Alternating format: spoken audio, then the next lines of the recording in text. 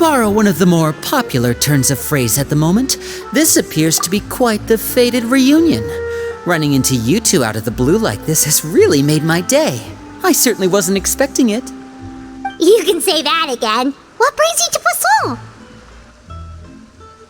Wait, Paimon's got it! You must be here for one of your magic shows, right? Actually, we've run into a bit of trouble on the home front, so Father arranged for us to stay in Poisson for the time being. Oh, are Lynette and Fremine here too? Yep, along with most of the other members of the House of the Hearth. You may have noticed Poisson seems a bit more crowded than usual. So you're saying nearly the entire organization has moved to Poisson? Sounds like you've run into way more than just a bit of trouble. What's really going on? Well... Since the two of you are so curious, perhaps I can fill in the gaps. You scared Paimon half to death! Father, you're here. You know... On second thought, maybe we don't need to know? It's all probably super confidential House of the Heart stuff, right? We totally weren't trying to pry or anything. No need to be nervous. I could sense your genuine concern from your conversation just now. Of course, I can also understand your confusion. Sending so many Fatui here to Poisson, it's only natural that some might suspect an ulterior motive to be involved.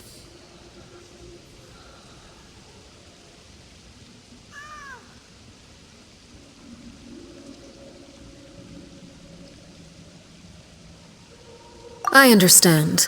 I'm well aware you've had your fair share of confrontations with the Fatui in the past, and I can't exactly guarantee that we'll remain on good terms in the future.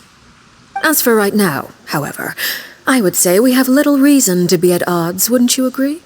The House of the Hearth could stand to be more open with those who have worked so closely with us in the past. As for the issue at hand, well, it hardly relates to any ulterior motive. To be frank, it all stems from a certain rumor circulating around the House of the Hearth. It's an internal matter. What sort of rumor? A rumor that a certain phantom child is hiding away in the House of the Hearth. A phantom child? Ooh, just hearing the name is giving Paimon the creeps. A spirit that should have long ceased to exist is lurking in the shadows of the House of the Hearth. So I decided to bring the children to Poisson before continuing to investigate the situation. I expect I should be able to track down the spirit fairly quickly. After that, it's just a matter of resolving the situation, if you will. It shouldn't be much trouble at all. If you're curious, or if you still have some concerns, it might be advisable to stick around for a few days. I'm sure the children would be exceedingly pleased to welcome some visitors. Lenny, I'll leave you to entertain our guests. I have some matters to attend to. Of course, Father.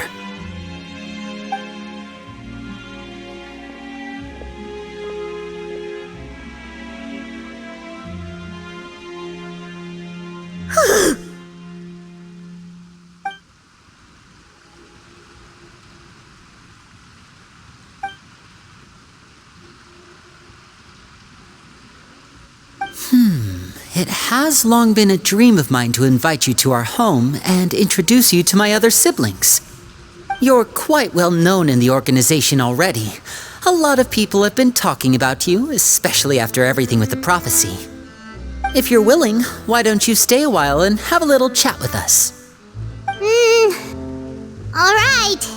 We don't have anything else to do right now anyway. But let's be clear, we're just gonna be there as guests, okay? Don't get any funny. Oh, wait a second.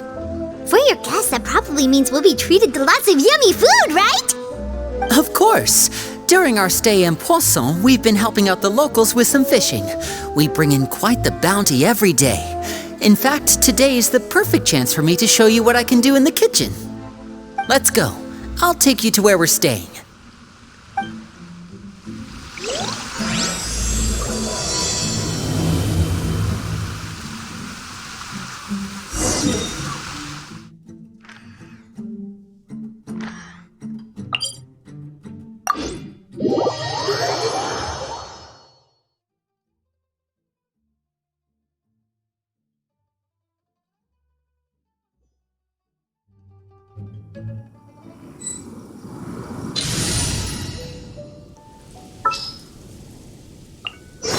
Just what will...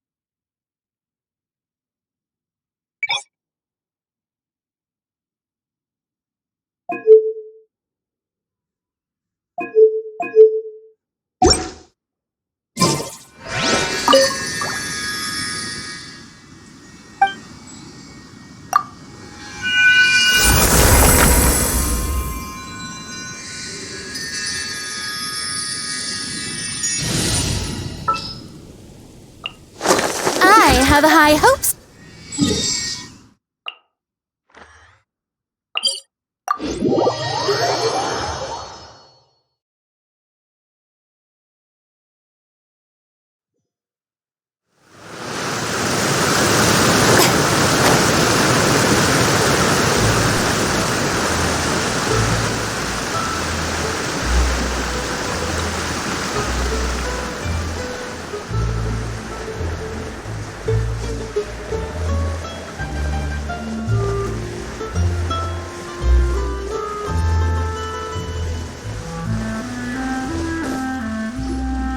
We rented this house from one of the locals to use as a temporary base.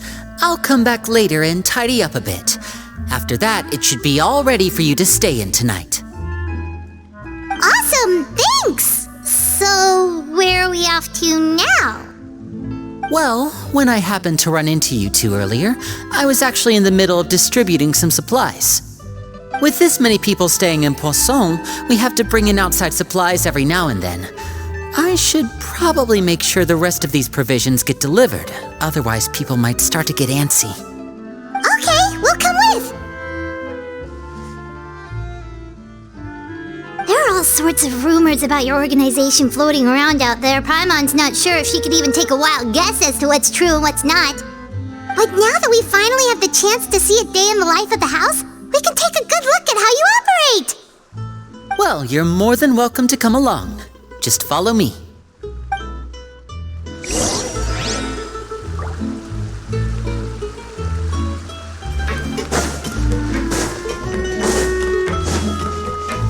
need to find something to do.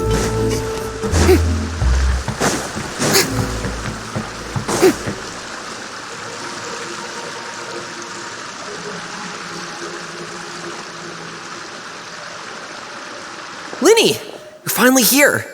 The supplies. I'm assuming you've... Brought them with me? Yep, here you go. Hello? Something caught your eye?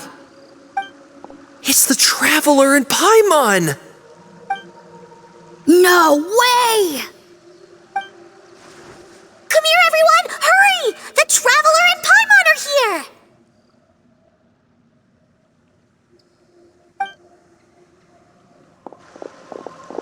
One at a time, please. Don't crowd around them all at once. We don't want to scare off our guests now, do we? Oh, it's all right! Gotta say, Paimon didn't realize we were this famous. Of course! Father and Linny have told us so much about you. Father told us about how you helped Linny. According to her, you're a trustworthy friend. And as far as she's concerned, that's pretty much the highest compliment we've ever heard her give. As you can imagine, everyone's been very curious about you.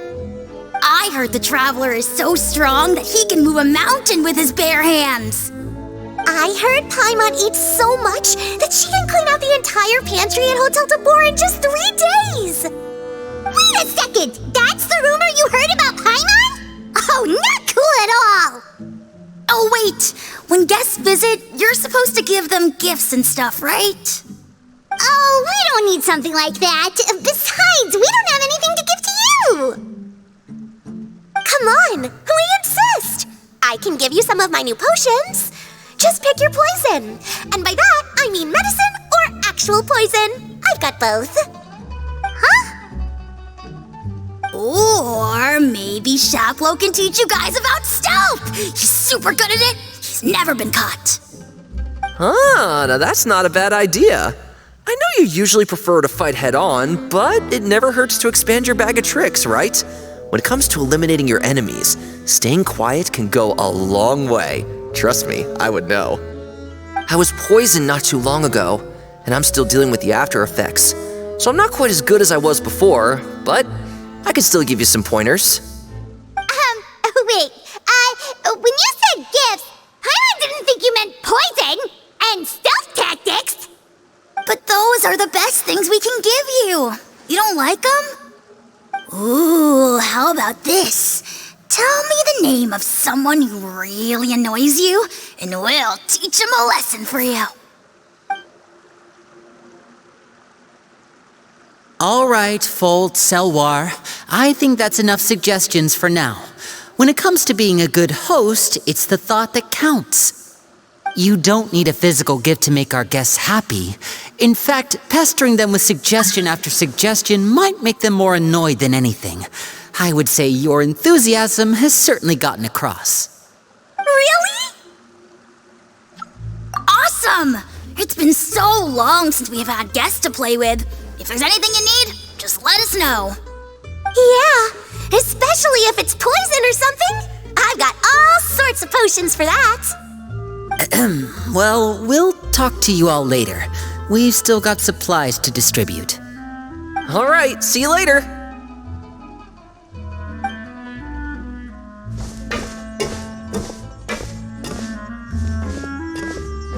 Bye!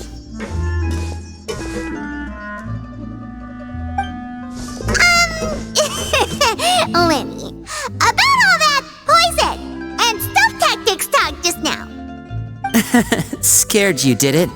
That kind of talk comes with being part of the House of the Hearth. When Foltz was really young, he strangled all of his family pets, just out of curiosity. He was labeled a dangerous problem child and was abandoned by his family.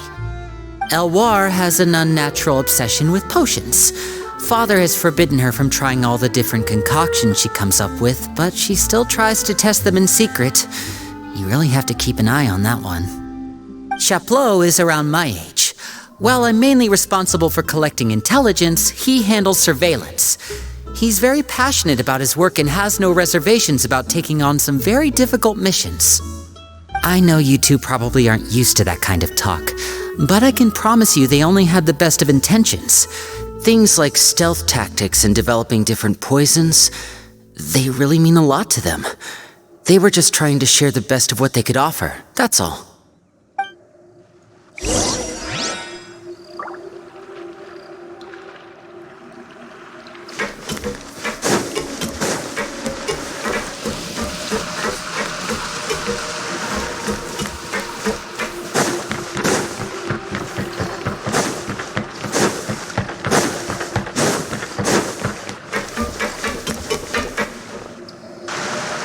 Filial, supplies are here. Thanks. And who are these two? Outsiders? Allow me to introduce you. This is the Traveler and Paimon. Oh, you're the famous duo I've been hearing so much about. It's nice to meet you. I heard you've traveled to all sorts of places. Is that true? Of course! We're making our way all across to that! Oh, good for you. You must be pretty familiar with Fontaine by now then. Have you seen the new opera that started running recently? I think it's called... The 4,000 Thieves? Oh, this is the first we've heard of it. It seems like it's going to be fantastic. From what I've been able to tell from the posters, anyway. You should definitely check it out if you have the time. Oh, and there's the Blind Maiden, too. That one is supposed to have audience interaction. Seems pretty interesting. After this mission is over, I think I'll go get a manicure. Oh, maybe I should dye my hair. Wonder how much it'll cost. Is it just Paimon, or do these two seem much easier to get along with than the others? Looks like the House of the Hearth has some normal members after all. I heard that. Oops. I'm guessing you're referring to Foltz and the others? Yeah, we're definitely not all like them. I bet those crazies are practically foaming at the mouth right now. I'm sure they just can't wait to get back to Snezhnaya to carry out the plan. That's enough, Filial. Don't talk about family members behind their back, right? Whatever. Let's go. Guess this is goodbye then. If you ever have some time, we should go see the opera together.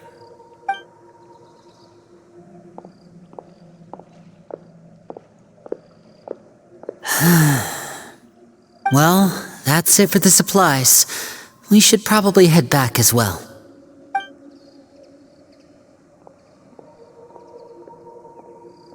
Well, they didn't seem too happy with each other. Seems like there could be something more going on here. You're right. We're only here as guests after all. Linny's getting super far ahead. Come on, let's catch up.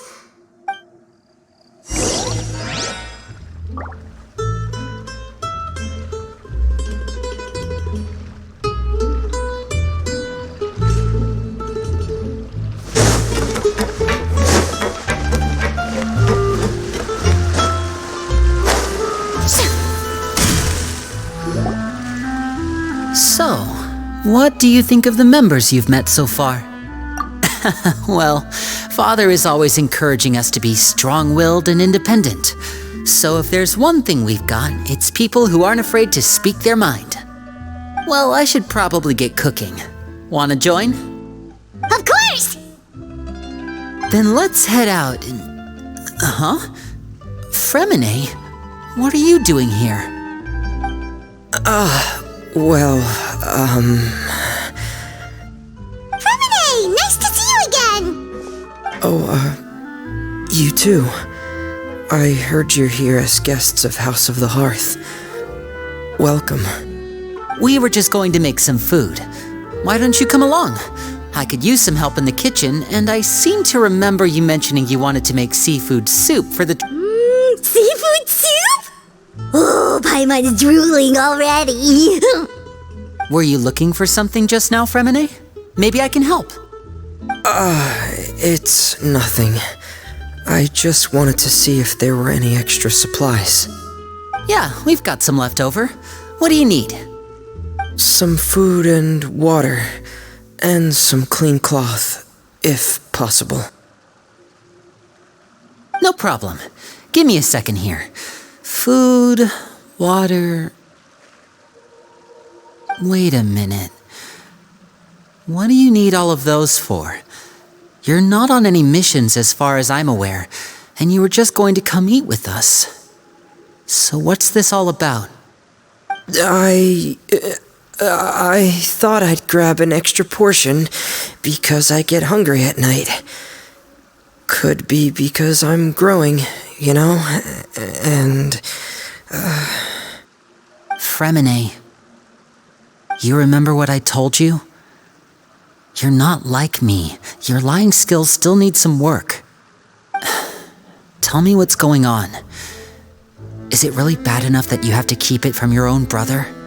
Maybe it'll be better if we gave them some space.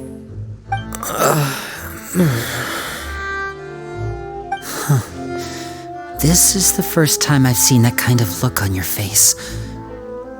Whatever happened, does it have something to do with Father? Yes. Just follow me.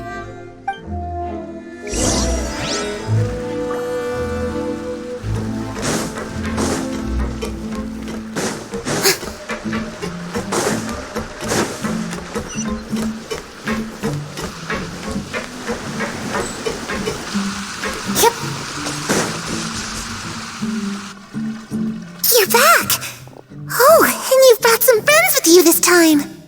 Hello, my name's Linny. I grew up in the House of the Hearth. And you are? Hi, Linny. I'm also a child of the House of the Hearth, just like you. You can call me Clairvy. Clairvy? It's nice to meet you. Does that name ring any bells, Linny? No, not at all.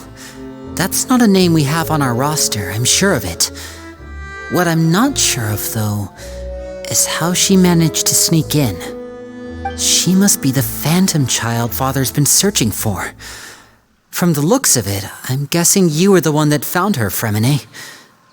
You, haven't told Father, have you? No, I haven't told anyone. I've just been keeping her hidden. For how long?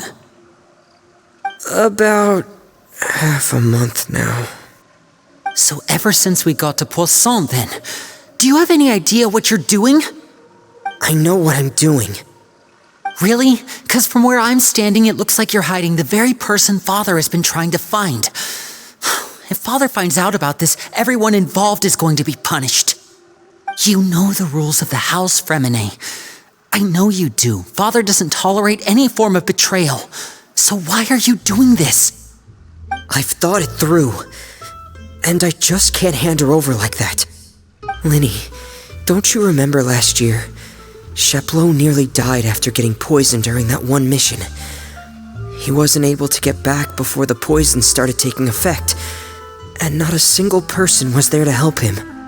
That night, while I was sleeping, I heard a voice telling me to go save him. I opened my eyes, but I couldn't find the source of the voice. I thought maybe I was just hearing things, but I went to look for him anyway. Luckily, I got there with enough time to save his life. That feeling of being haunted, of hearing voices, it's happened many times in the House of the Hearth. I'm sure you've noticed. So what you're saying is, that was her? She was the one who spoke to you that night? Unless there are other spirits roaming around the House of the Hearth, I don't think there's any other possibility. If Clairvy were our enemy, it wouldn't matter whether she was a spirit or an actual child. I would have acted without a second thought, because that's what Father ordered us to do. But she's been living with us, helping us from the shadows all this time. I think that makes her family. I couldn't just hand her over to be dealt with. Not when there's so much we still don't know. So what's your plan then? You can't keep her here forever. Someone is bound to find out eventually. I haven't thought that far yet. I don't want to disobey an order from Father, but I also don't want to put Clairvy in danger. Come with me. There are a couple things I'd like to say to you in private.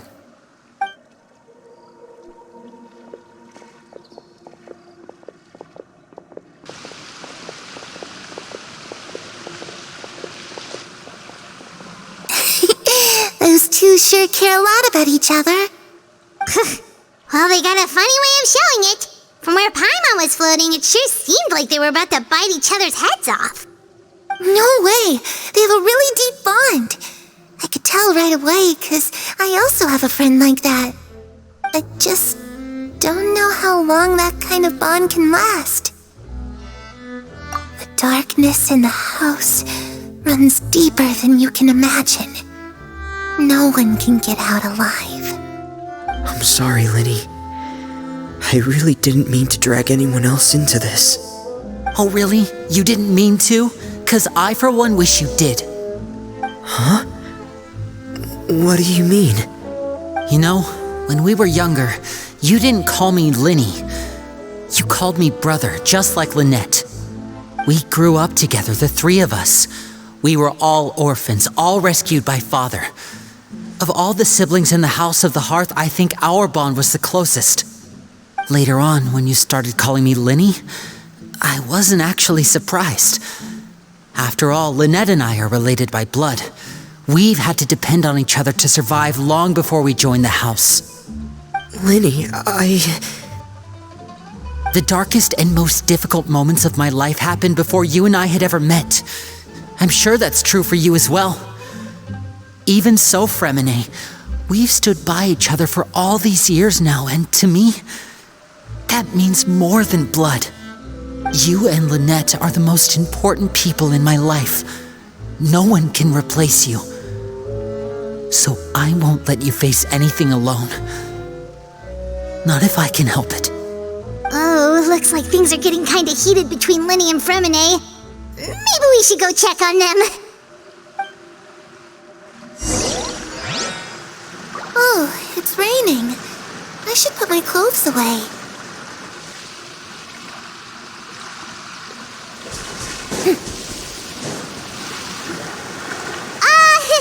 Hey, you two! Hope we aren't interrupting anything. Like a fight, or... Oh, wait a minute, Fremine, you're not crying, are you? Is everything all right? everything's fine. Thanks for asking. Well, we're all friends here, right? We've been through so much together, so if there's anything we can do to help, just say the word. It's just a small family dispute. It's not something our guests should trouble themselves with. In fact... what are you getting at, Traveler? When guests are around, families are often on their best behavior. And any disputes are less likely to escalate. That's what I... just... Thank you. I was really hoping to keep you out of it. But even if I could think of some other reason to turn you away, I'm not sure I could convince you. I know things could turn dangerous, so I promise you this. From now on, I'll protect you like my life depends on it. Me too. Well, back to the matter at hand then. If we don't plan on handing Clairvy over to Father, then our only other option is to solve the mystery of her identity before Father is able to track her down. That means finding out where she came from and what she's doing here. Then we can send her on her merry way and pretend like none of this ever happened. I've tried that already. And? And... nothing. I tried taking her somewhere really far away, but... after some time, she just reappeared. She even came with us all the way to Poisson. It seems like wherever the house is, she follows. I don't know much about spirits. Do you two have any ideas? Let's see here.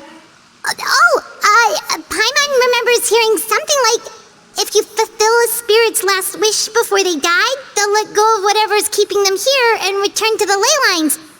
Oh, it's just that Paimon doesn't really remember where she heard that, so it's not guaranteed to work or anything. Well, sounds like it's worth a shot. Guess that means we should go ask her about her wish. But first, Fremine, I need you to promise me something. What is it? I need you to promise me that this will stay between the two of us. We're the masterminds behind this whole thing. No one else gets involved. Can you do that for me? Of course. I promise. All right. Then let's seal the promise just like when we were kids. Fist bump on 3. Ready? 1, 2, 3. I swear.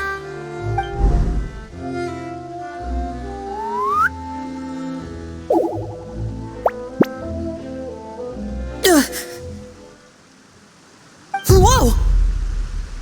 Lynette! But what a surprise! What brings you here, dear sister?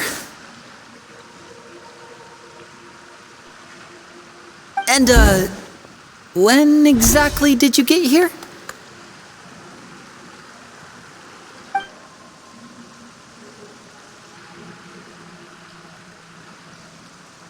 You're an idiot, brother. And you too, Fremine.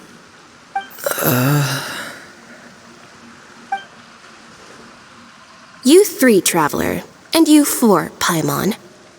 Wait, what did we do? I've seen Clairvy around the House of the Hearth before. I hadn't seen her in Poisson, so I figured she must not have come with us.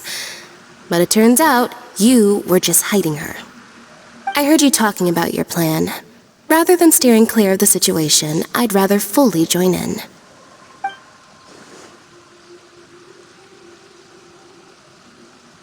If you don't agree, I'll have no choice but to report everything back to Father. Simple as that. You're not giving us much wiggle room here, Lynette. Well, I guess we're all in this together then. After we talk to Clairvy, we'll figure out our next move. There's no time to lose. Let's go.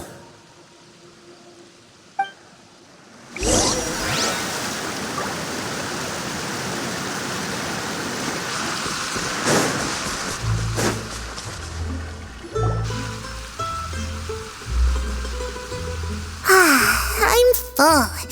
Thank you for bringing me this food, you guys. She said she's full, but the food doesn't look like it's even been touched.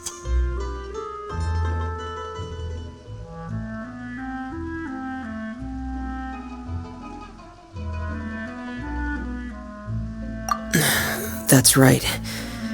Based on what I've been able to observe, it doesn't seem like Clairvy can interact with the physical world at all. Still, when she's presented with food, she'll always linger around it for a good little while. Maybe, in her mind, she really is eating those things. Does she know that she has already passed away? I've tried to ask her, but she didn't answer. My guess is that she's just as confused as we are. Or maybe she couldn't understand the question at all. Clairvy, if you've got some time, I'd like to ask you a few questions. Sure. Oh, another new friend. Hi, I'm Clairvy. Hello. Clairvy, how did you join the House of the Hearth? Huh? Isn't it the same for everybody? The knave brings you here and then you can't leave.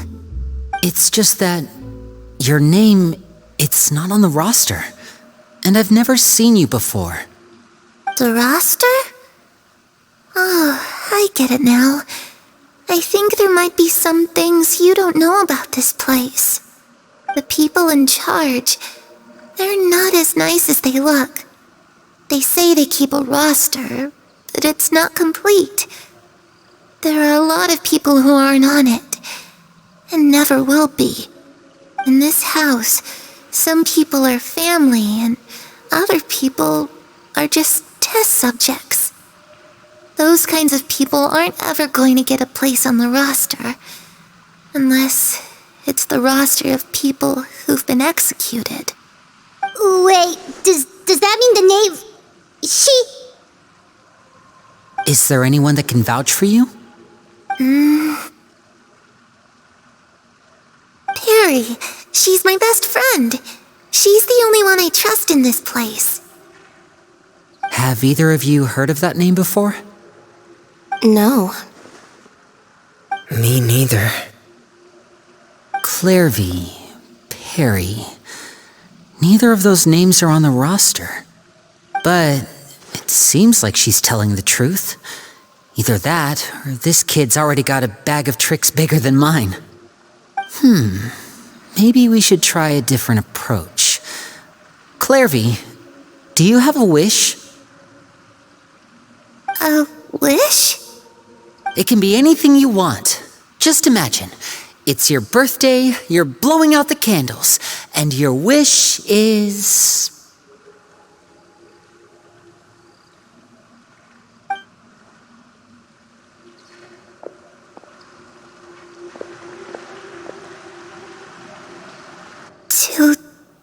To go outside, where the sun can find me.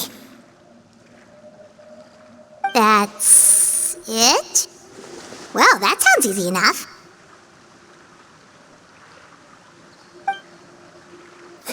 darkness in the house runs deeper than you can imagine. No one can get out alive.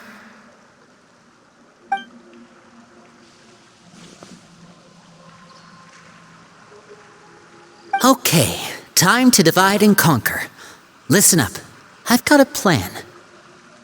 I'll try and find a way to use basic illusory magic to take Clairvy outside and bring her somewhere with sunlight. Lynette, try and find the list of executions that Clairvy was talking about and see if her name is on it. Fremine, you stay in Poisson. We can't be the only ones who've had run-ins with Clairvy. I need you to collect intel on everything she's said and done. Understood. I'll try my best. What about us? What should we do? I really appreciate your willingness to help, but this is a family matter. I don't want to drag you in too deep. It's too risky. Let me think. Since Father considers you to be guests, maybe you could stick by her side for a little while. You don't need to do anything except keep up some nice, casual conversation. Ah, Paimon gets it. You want us to distract her. I'll give you a magic bird. If Father suspects something, all you need to do is release it when she's not looking, and it'll alert me that something's wrong. Of course, that's only as a last resort. If Father doesn't seem to notice us, there's no need to make contact. We'll reconvene here tonight after all's said and done. If the worst-case scenario happens and we're discovered, just tell Father everything. We're not going to let our guests get punished for our own actions. That's where we draw the line. You too. Okay, this is where we part. Father should be at the beach nearby.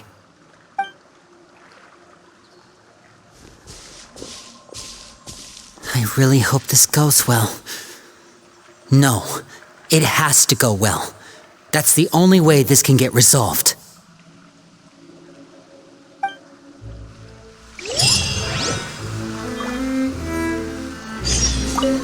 Clairvy, I'd like to take you somewhere. Is that okay with you? Sure. Where are we going?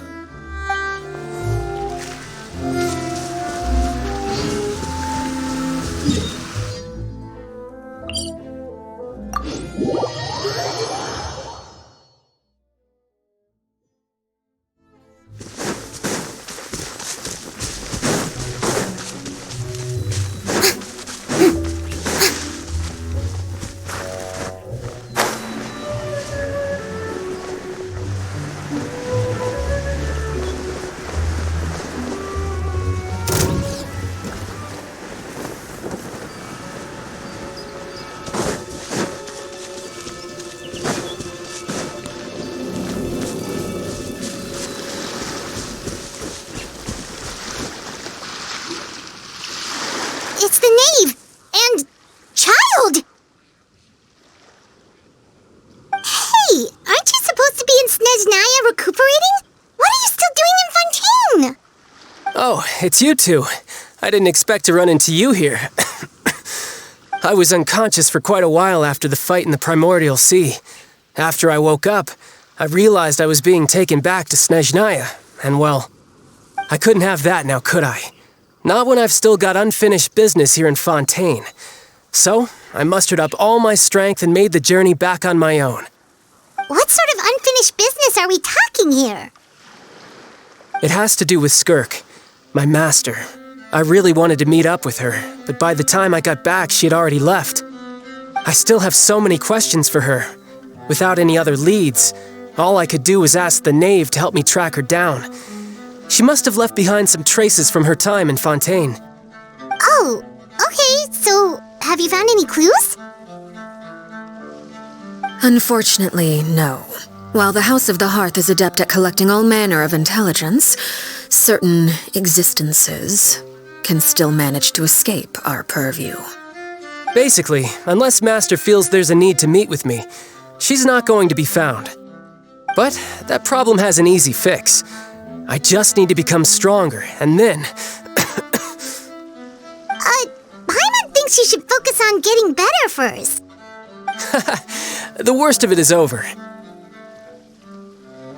It's all thanks to that one kid from the House of the Hearth. Elwar, I think her name was. She gave me a bunch of random potions to drink. They didn't go down easy, let me tell you. Pain and chills all over. But they really did help speed up my recovery. And that's good, because it looks like I really do have to head back this time. The old man's been putting the pressure on me. He sent someone to tell me I'm needed for some sort of project. Project Stuja? Yeah, that's the one. I heard Regrader's involved too. I'm not looking forward to having to listen to all his monologuing, that's for sure. Hey, maybe you could think of a way for me to stay in Fontaine for a little longer. Helping Linny and the others brush up on their fighting skills would be far more interesting. If you and I could spar, that would be even better. I've been waiting for a chance to see you go all out. And what a sweet little daydream that is. But I also have a role to play in all this. I'll be leaving Fontaine shortly as well. Besides, considering how little they see fit to step outside the homeland, being called on to return to Snezhnaya by such illustrious dignitaries, what a great honor. Wouldn't you agree? One I could do without, I'd say. Is it just Paimon? Or does it kind of seem like they're... So, dear guests of the House of the Hearth, to what do I owe the visit? Right! We're super close to Linny and the others, but we still don't know much about you! Is that so? Introductions have already been made, have they not? Well, you see, there's only so much you can learn about someone from a short introduction. At least tell us something a little extra, like, why do you call yourself father? Good question. I'd also like to know. The fact that you have to ask tells me our intelligence work has been quite successful. Telling you the answer to that question would only serve to undermine that success. And we can't have that, now can we? Spoken like a true diplomat. That was some expert sidestepping right there. Well, if there's nothing else, I think I'll take my leave. I still have a small matter to resolve at home. Wait, don't go!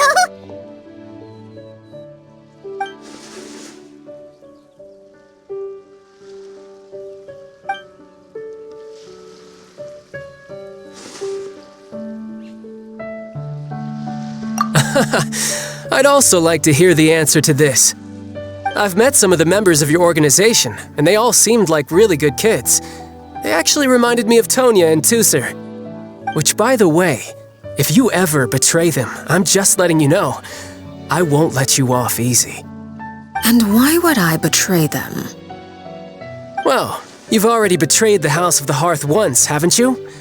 At least, that's what I heard.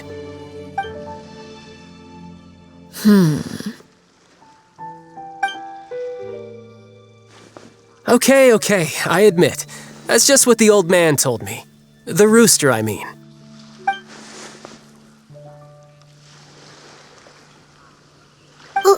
Wait, did you really do something bad to those kids? Never mind what I've done. I'm more curious as to what the mighty rooster had to say. Care to enlighten me?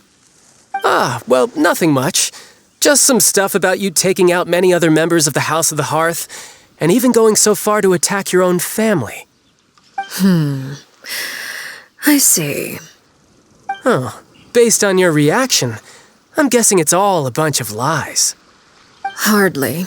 I don't appreciate his particular turns of phrase, but I suppose he didn't say anything untrue. Although, it would be more accurate to say that there is a certain level of prejudice involved, but I don't intend to clear that up just yet. Prejudice has a funny way of concealing the real truth behind certain things, an attribute that I find to be quite advantageous. Call yourself a Fontainian, for example, and people will assume all sorts of things, when the real truth is that this is simply the land where I was raised. Huh? You're not actually from Fontaine? But then why did you try to help out with the prophecy and everything? I was trying to protect the children born in Fontaine. Claiming that I myself was a Fontanian simply made it easier to operate. People would hardly suspect a fellow Fontanian of having any ulterior motives. Who wouldn't want to save their homeland after all? The primordial sea wouldn't have any effect on me, but it would have caused great harm to the House of the Hearth. Well, you wanted extra information, didn't you? There you go. I hope that satisfied your curiosity.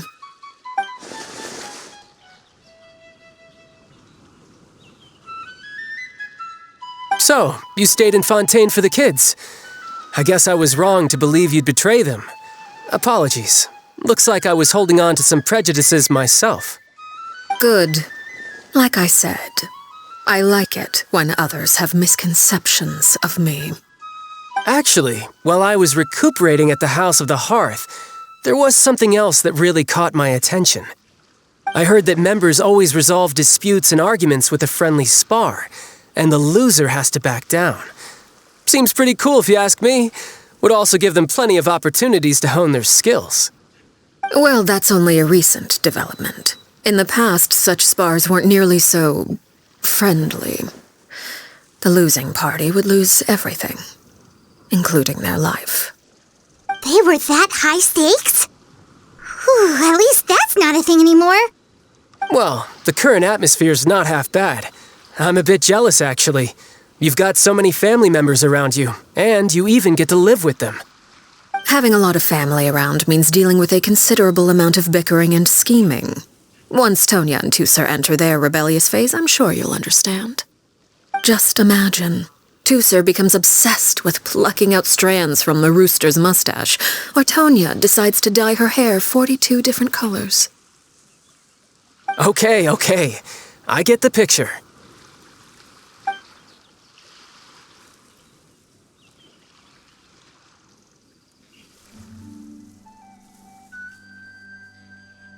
Well, would you look at the time? I should probably get going. Traveler, Paimon, I'm not sure where our paths will cross next, but the next time we run into each other, we should definitely try and find some time to spar. Again, maybe this is a conversation we can have when you look less like you're gonna keel over. All right. Well, thanks for everything, Arlecchino. No thanks necessary. You also played a part in obtaining the Gnosis. I would say we can call ourselves even. I like the sound of that. Well, I'm off. See you all some other time. We should probably get going too. Do you want to head back with us? Oh? You want me to leave so soon? Well, you see, I'm rather enjoying the evening breeze. If you don't mind, I think I'll stick around for a bit. I have some things to think about. Apologies for not attending to you like a proper host. Please forgive this slight. I do hope you'll have a pleasant stay. We managed to keep her distracted until nightfall. Good thing Child was there to keep the conversation going. You don't think she suspected anything, do you? Oh? You decided to stay up? Oh, I wonder if Liddy ran into any issues. Let's hurry back and see how everything went.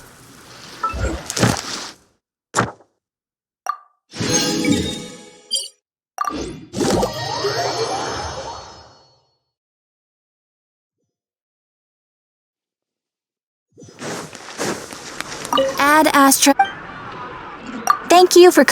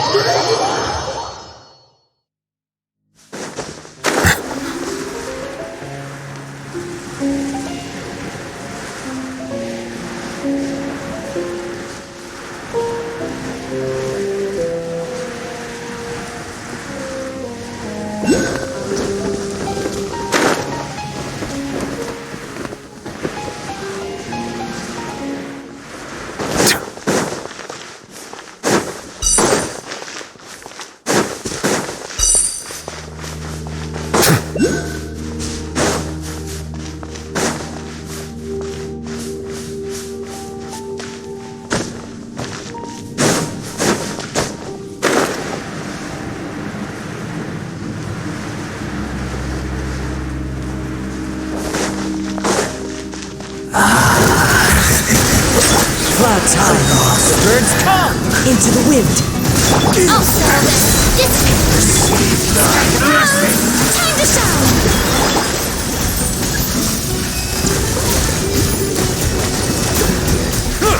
Bow your head. Be sanctified. Burn this barren wasteland. One more sin. An oversight on my part. Settle down. Our bond is strong. Be still and know. Bow your head.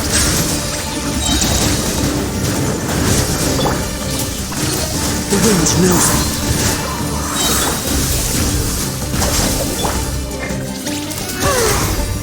May I present? As one with wind and cloud. Into the wind. Justice is blindsided. Settle down. Come to the light. Let the mighty be humbled. Sin lies within you. Do not fight. Your salvation. Wander not astray.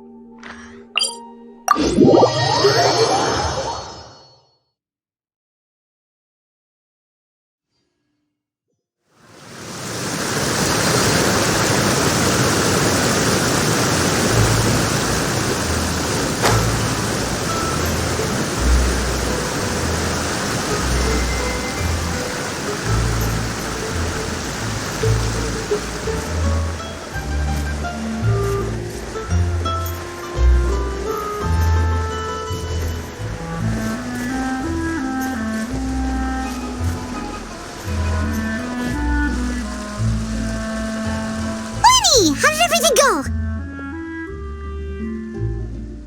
Well, long story short, we ran into a small issue. Clairvy can't go into the sunlight.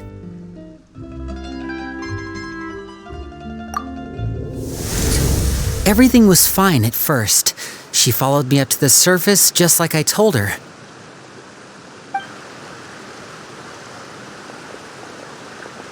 But as I led her out of the shadows and into the sunlight, she vanished. I turned around and there she was, standing at the edge of the shadows, silently watching me. Huh. Maybe she's afraid of sunlight, or... No, it wouldn't be her wish if that that were the case. Well, we could always try pushing her into it.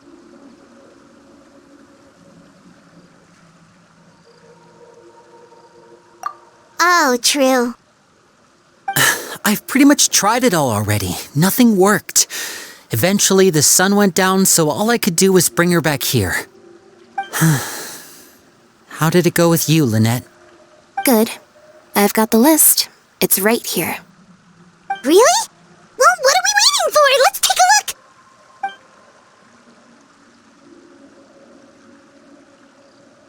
Oh, that's a lot of pages. Oh, it's gonna take forever to get through it all.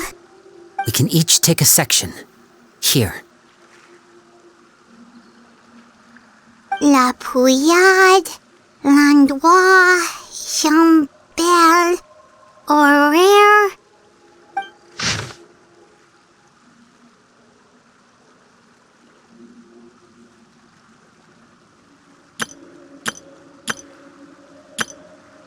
Oh, yikes. That Horaire guy has a huge scar on his face. He's kinda giving Paimon the creeps. I've met him before. The scar is from an injury he received during a mission. I still remember him joking with me about it. He said any future lover would take one look at him and then lose all interest. Did he say anything else? Well, I asked if there was someone he was interested in. He said no, and that's where our conversation ended. It was only later that I learned he really did have someone he liked. He risked everything to escape so he could be with her, but it didn't work. One day, Father asked to see him, and, well, I never saw him again after that. Wait, so that means the knave, It may seem cruel, but it's just one of the rules of the house. Betrayal is not to be taken lightly. We know too many secrets to come and go as we please. So, if you do try to leave, you pay with your life.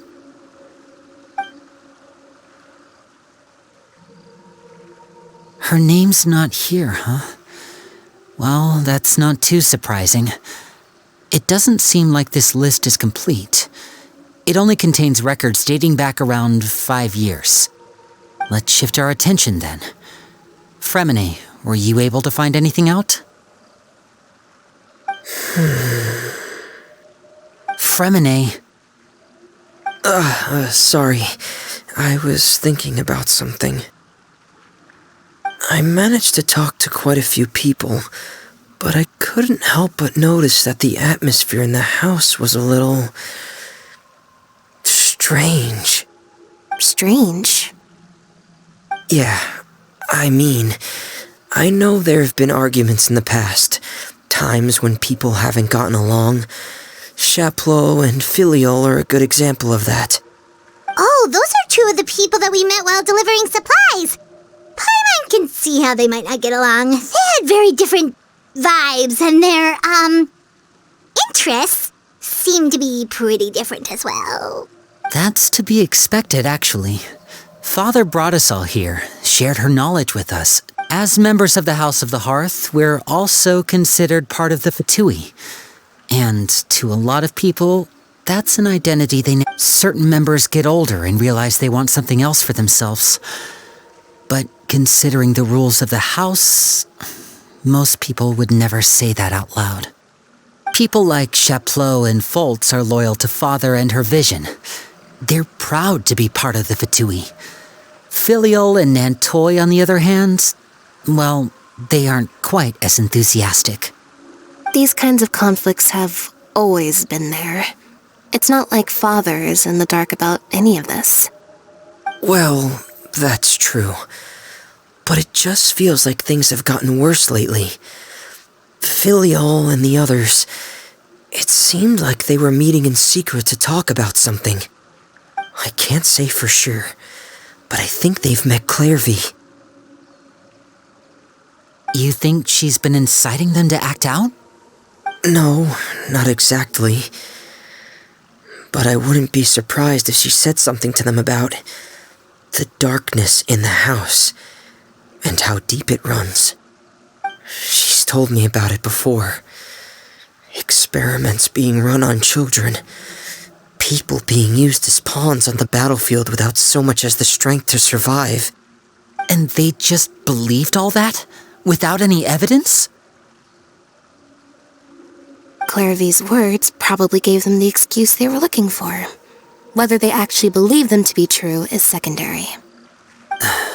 This is all because of Project Stuja, isn't it? Whoa. Hold on a second. What's this Project Stuja all about, huh? This is the second time it's come up now. Sorry, but I'm not sure of the details either. I only know what Father has told us, which is that it's something the Rooster and Regrator have been working on together. Apparently, it has to do with the Fatui's strategic plan for the future. Because the House of the Hearth was so successful in obtaining the Gnosis, we now have the honor of playing a key role in Project Stuja. Wait, but isn't that a good thing? Key role is just another way of saying dangerous role. To us, the whole thing is an inconvenience. Father thinks so too, but she's in no position to refuse. Their plan isn't exactly unreasonable, and they've been funneling the house a lot of funding. It's just that we'll lose a lot of members in the process. Participating in the plan, it's an honor in name only. What they're really trying to do is subdue us. The existence of an intelligence organization outside their control makes them feel uneasy.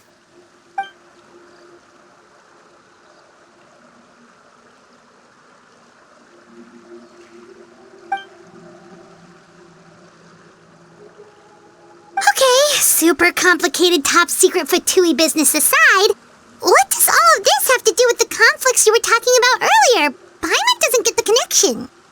External pressure has a way of exacerbating internal strife. You can't overlook the power of fear either. People are afraid of dying, and that fear is often the impetus for a lot of stupid decisions. I thought resolving the Clairvy situation would make everything go back to normal, but it looks like things are more complicated than I thought. If we leave Filiol and the others to their own devices, sooner or later, Father will be forced to take action. We can only focus on one situation at a time, brother. You're right. Even if we confront Filiol and the others, it won't do any good. It might even make matters worse. We should focus on Clairvy for now. Well, it's getting late. We should head back and get some rest. We'll try again first thing tomorrow. Lynette, you stick with me this time. Fremine, keep a close eye on Filiol and the others. Make sure they don't do anything they'll regret. Good work today, everyone. Have a good night, and I'll see you tomorrow.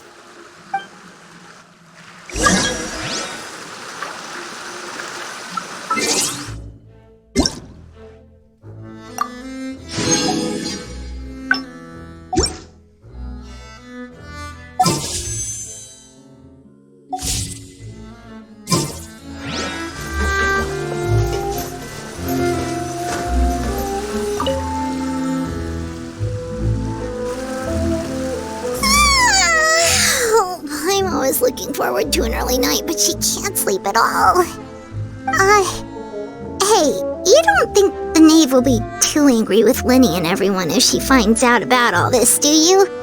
She's even scary when she smiles. If she were to actually get angry... you have to protect Paimon if that happens, okay, Traveler? Trust is ever, Traveler. Look over there! Quick, let's catch up with her before anyone sees!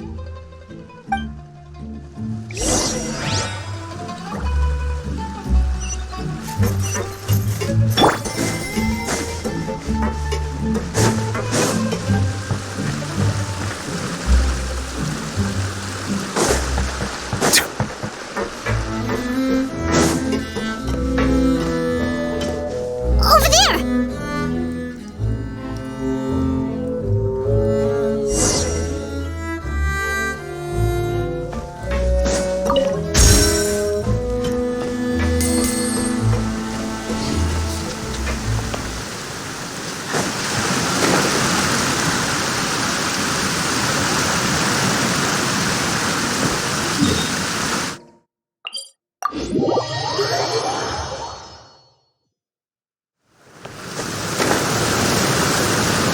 Oh, where is she going?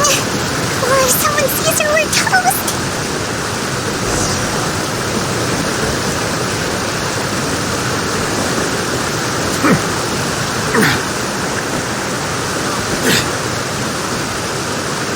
Oh, look! She stopped!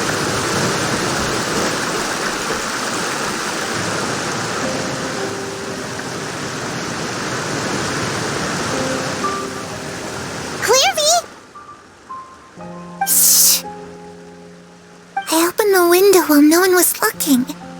Look how pretty the outside is.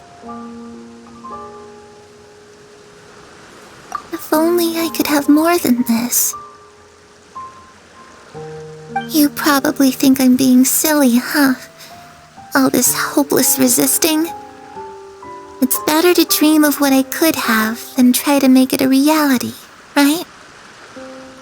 Please, help us get on the same page here, Clary. We need you to tell us what you know. Can you do that? Sure. Although, after you hear all this, I think you might regret that decision.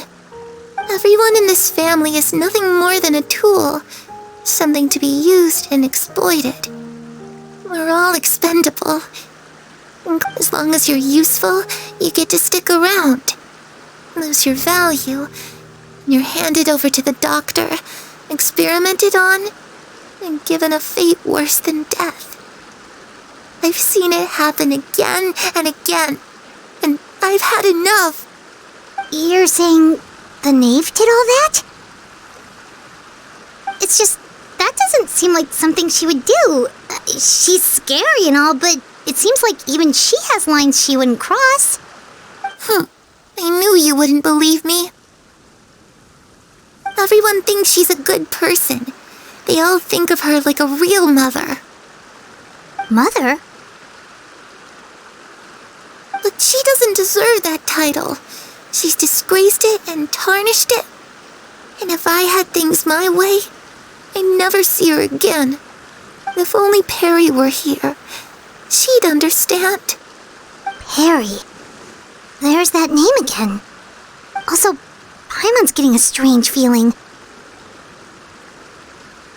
It almost feels like she's not really here with us. Paimon can't tell if she's actually talking to us or if she's mistaken us for someone else. Well, in any case, it seems like she really needs someone to talk to. We should keep her company for a little longer. She looks so young, but it seems like she's been through a lot. It's getting windy. I should close the window. Ooh, look at the moon. Isn't it pretty? Hey, wanna hear a secret? I heard that if you look up at the night sky in Snezhnaya, you can see the aurora. It's supposed to be super pretty. Even prettier than the moon tonight. Perry and I promised each other that once we're older, we're gonna go see it together. But I can't find her. I'm worried she's also been... No, that wouldn't happen to her. She's special. Mother likes her a lot. I should really go talk to Mother, but we just fought. She doesn't want to see me, and I'm too scared to face her. What should I do?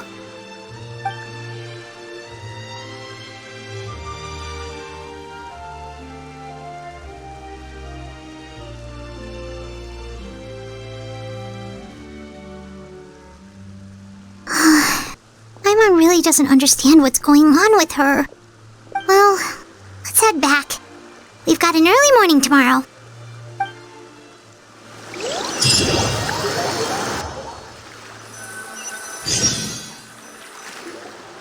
All right, looks like we're all here. Let's go ahead with the plan. Oh? What is it? What makes you ask that? Well, we kinda ran into Clairview last night, and that's what she told us. We met the doctor back in Sumeru. He's super dangerous, and he's done all sorts of bad things. It's possible that Father and the Doctor have had certain dealings, but I don't think Father would work with him. We're not really on the same side, so there's not a lot of trust between them. That doesn't exactly set the stage for a successful partnership. I did hear, though, that when Father first became a Harbinger, the Doctor offered to work with the House of the Hearth. Father rejected most of his proposals, except for one. It had to do with some sort of secret experiment. Secret experiment? Could that be what Clairvy was talking about? I don't think so. I don't know any details about the experiment itself, but I do know it's an entirely independent operation. The Doctor only proposed a direction for the research. That was the extent of his involvement. I still don't think that counts as working together. The details of the experiment are confidential, but complete records are kept on all participants. That doesn't seem to be the case with the situation Clairvy referred to. I know you don't agree with some of the Fatui's methods, and I'm not asking you to. But I am asking you to trust us on this. The house... Alright, that's good to hear at least. Clairvy seems to think the Knave and the Doctor worked together to do something horrible. If that turned out to be true, Paimon doesn't know how he would even face you guys. It's just that it doesn't seem like Clairvy is lying either. The easiest thing to do would be just ask the Knave directly, but Paimon doesn't think she'd tell us. Father didn't come back last night. She's probably still near the shore. We'll be counting on you to distract her. Lynette, you're with me. Fremine, you know what to do. Be on your guard, everyone. All right, let's get to it.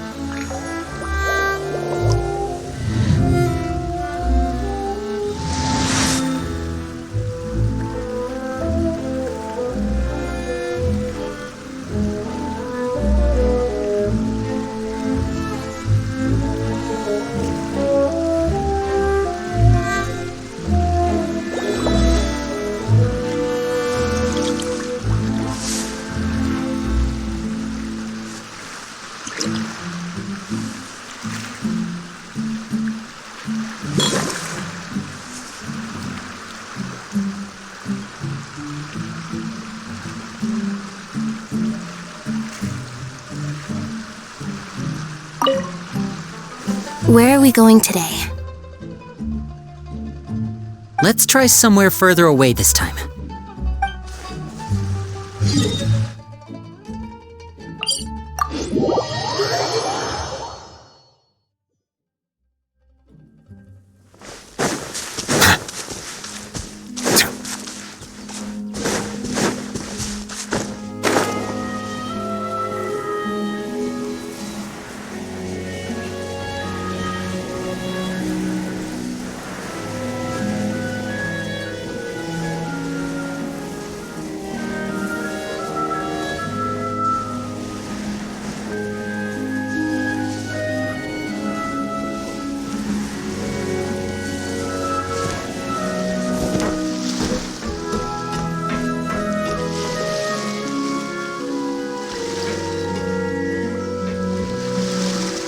It's you two again. I must say, you look a bit pale. Did you have trouble sleeping last night? A little. Perhaps if you had less on your mind, you'd be able to absolve yourself of such troubles. So what are you planning to do now? Catch up on some sleep? Or should I give you some time to rack your brain for a topic to discuss before I ask any questions? Although I must profess to being curious. Without Child here, how do you plan on distracting me? Us? Distract you? A good one. But no, we were just here for a chat. Looks like you could have used some extra time to think. No matter. If you don't have any other plans, why don't you accompany me somewhere? Don't worry. I'll be sure to steer clear of any scheming children. The ocean breeze is sure nice today. Children always think they can hide things from the grown-ups, but nothing gets past me, least of all a little scheming. I think I'll let them have at it for a little longer. I can be very patient. Well, I'll leave you to think things over. If you're so inclined, meet me outside the Palais Mermonia. Good things come to children who do as they're told. So I do hope you decide to tag along, if only for your friends' sakes. What should we do? She clearly knows about everything we've been doing, and Paimon doesn't think it'd be a stretch to say she...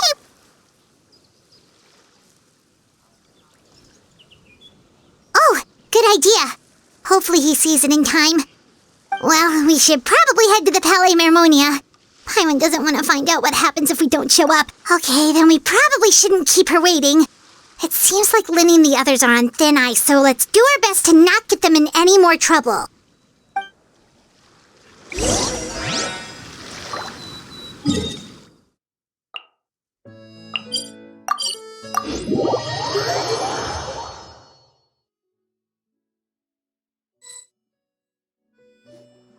Seeing as we still have some time before my meeting, we might as well enjoy some pleasant conversation while we wait. I'm glad to see you get along with my children. Being surrounded by good companions is necessary for a child's development. You're not planning on doing anything to them, are you?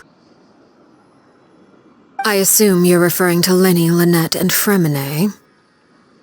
Although, there's that situation with Filial and Nentoy as well. It appears quite a few people have been acting out lately.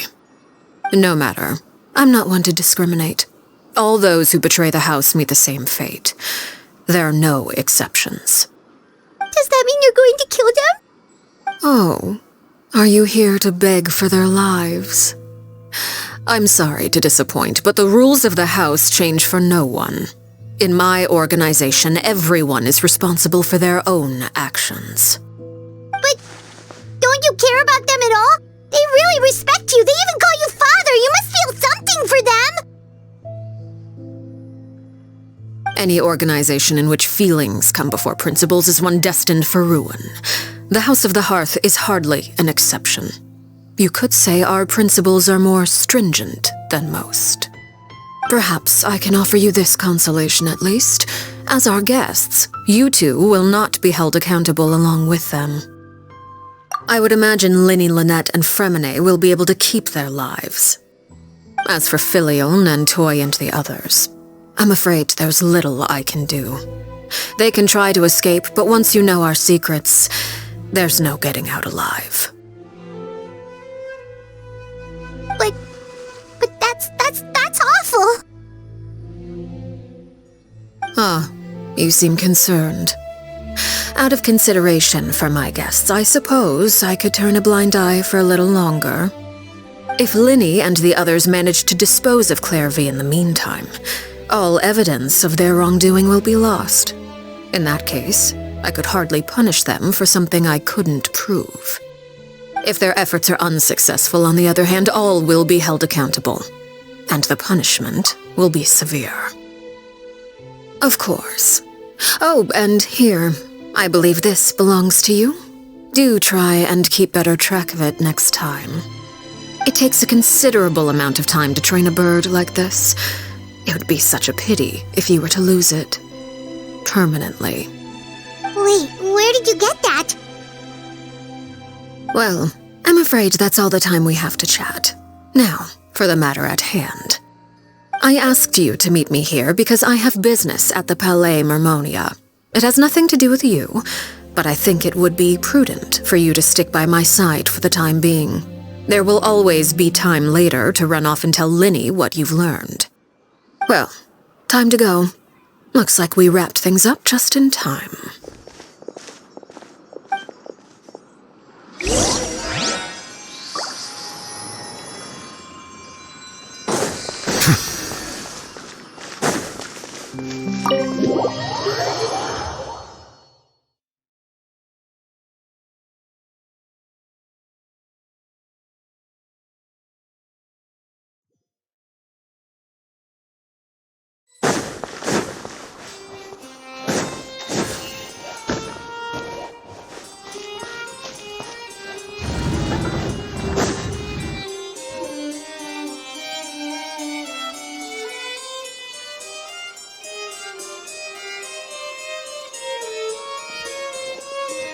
It's been a while, Monsieur Neuvillette. I must say, I wasn't expecting my meeting request to be approved quite so quickly. The Palais Mermonia operates with an efficiency worthy of admiration. It is only right that an esteemed diplomat such as yourself should be afforded the proper level of respect.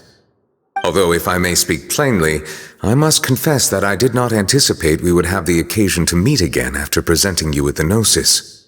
I see you brought the Traveler and Paimon with you as well.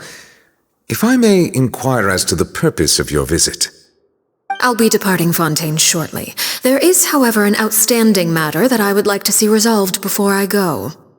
It requires a rather lengthy explanation, I'm afraid. So I took the liberty of explaining everything in this proposal. Please review it at your leisure, Monsieur Neuvillette.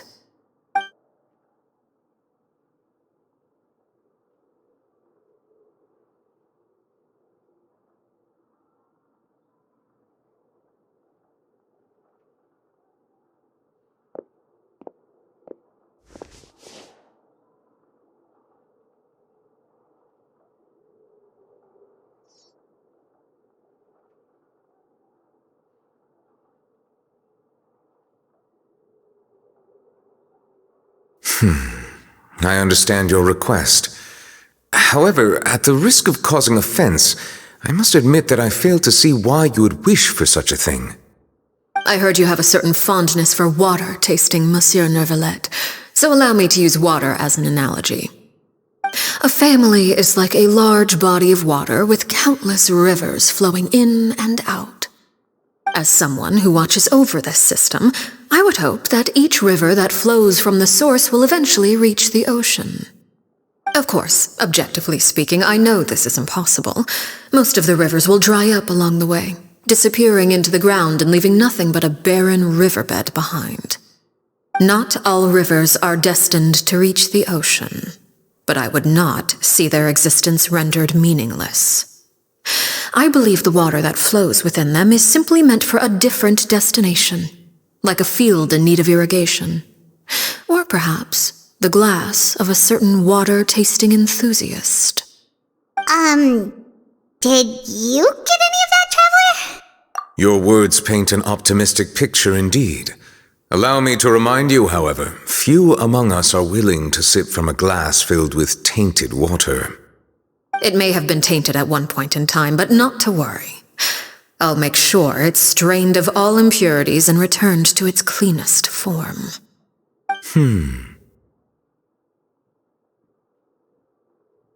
I seem to recall there being a transactional aspect to your proposal. Perhaps you could expound on that? If you accept my proposal, Monsieur Neuvillette, I will gradually withdraw my forces from Fontaine. And, unless absolutely necessary, I will no longer carry out any special missions within Fontaine. I presume I can take your words to mean that, in the future, cases similar to the Tartuffe assassination will cease to cross my desk? Tartuffe? Ah, that thief who embezzled funds from all those charities, you mean? My deepest condolences to his family, but without any evidence, I cannot imagine how the House of the Hearth might have been involved in his passing. Of course, if you accept my proposal, Monsieur Neuvillette, I'm sure certain measures could be taken to reduce the frequency of such troubles. You choose your words carefully indeed. In that case, I am inclined to accept your proposal. My thanks for your generosity, Monsieur Neuvillette. Well, with that settled, we should be going now. I took the liberty of bringing along 2 bottles of spring water from Snezhnaya for you to enjoy. I do hope I get the chance to hear your impressions. Perhaps at our next meeting? Yes? Indeed. I trust you would not overlook your commitment in the meantime. All right, Traveler Paimon. Time to go.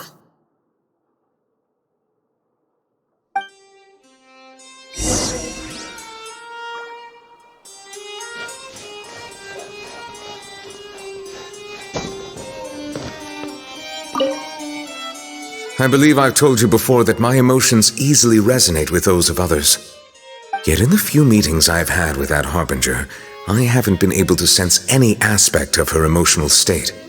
Her mind is like a still body of water. Who knows what darkness lies in its depths, and the lack of ripples on the surface gives nothing away. It's unclear whether this is her natural state of being, or whether it's an incredible strength of will that gives her the ability to master her emotions. Either scenario, however, suggests she is a very dangerous individual. I do not expect an explanation as to why you two are by her side. Whatever your reasoning, I would only advise you to take caution.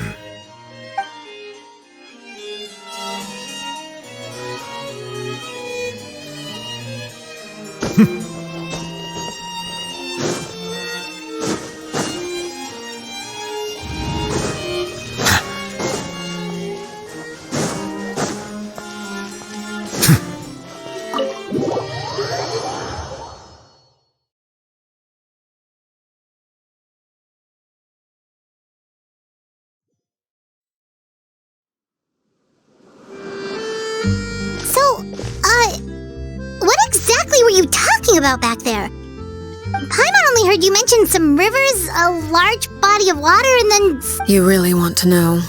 I would imagine there might be more pressing concerns at the moment. Lenny, Paimon really hopes everything's going okay.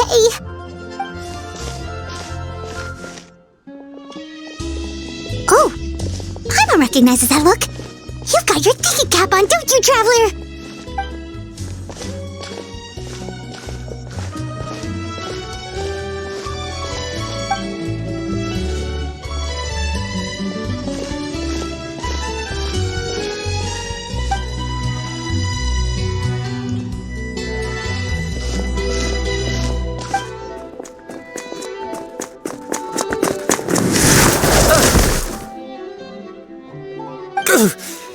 Oh, shoot. Are you alright? Oh, jeez. I'm so sorry. I was so focused on selling these papers, I wasn't looking where I was Well, let me make it up to you at least. Here, take this paper. On the house.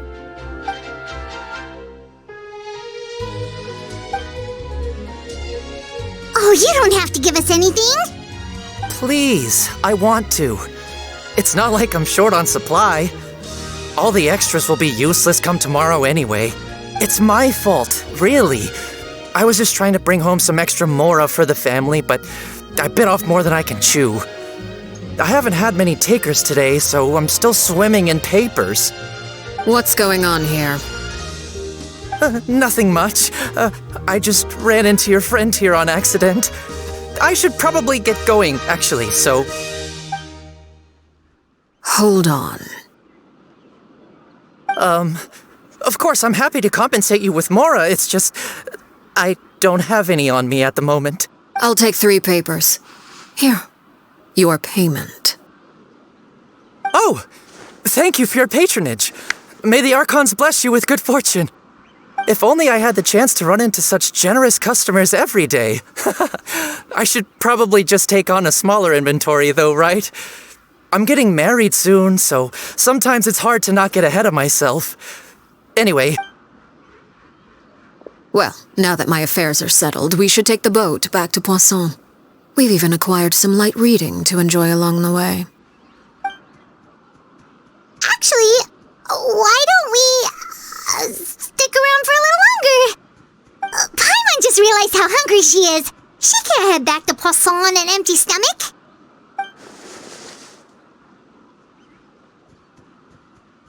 It appears you two are under the impression that delaying our return will somehow alter the situation in your favor.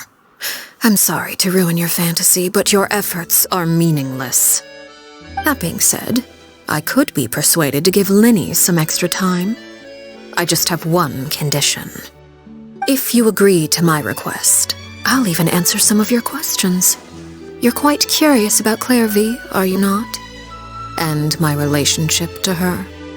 Wait, why are you being so generous all of a sudden? You're not gonna ask us to do something bad, are you? You overestimate yourself. You don't have the talent for bad things. Then what can you possibly... The most important consideration in a negotiation is that both sides receive something they want. Demand. Wonderful. Here it is. When the time comes, make the choice that you deem most appropriate in the situation, and lend your help to the House of the Hearth. Okay, sounds normal enough. But what do you mean, when the time comes? When is that supposed to be? That is for you to decide. Then we have a deal. Follow me.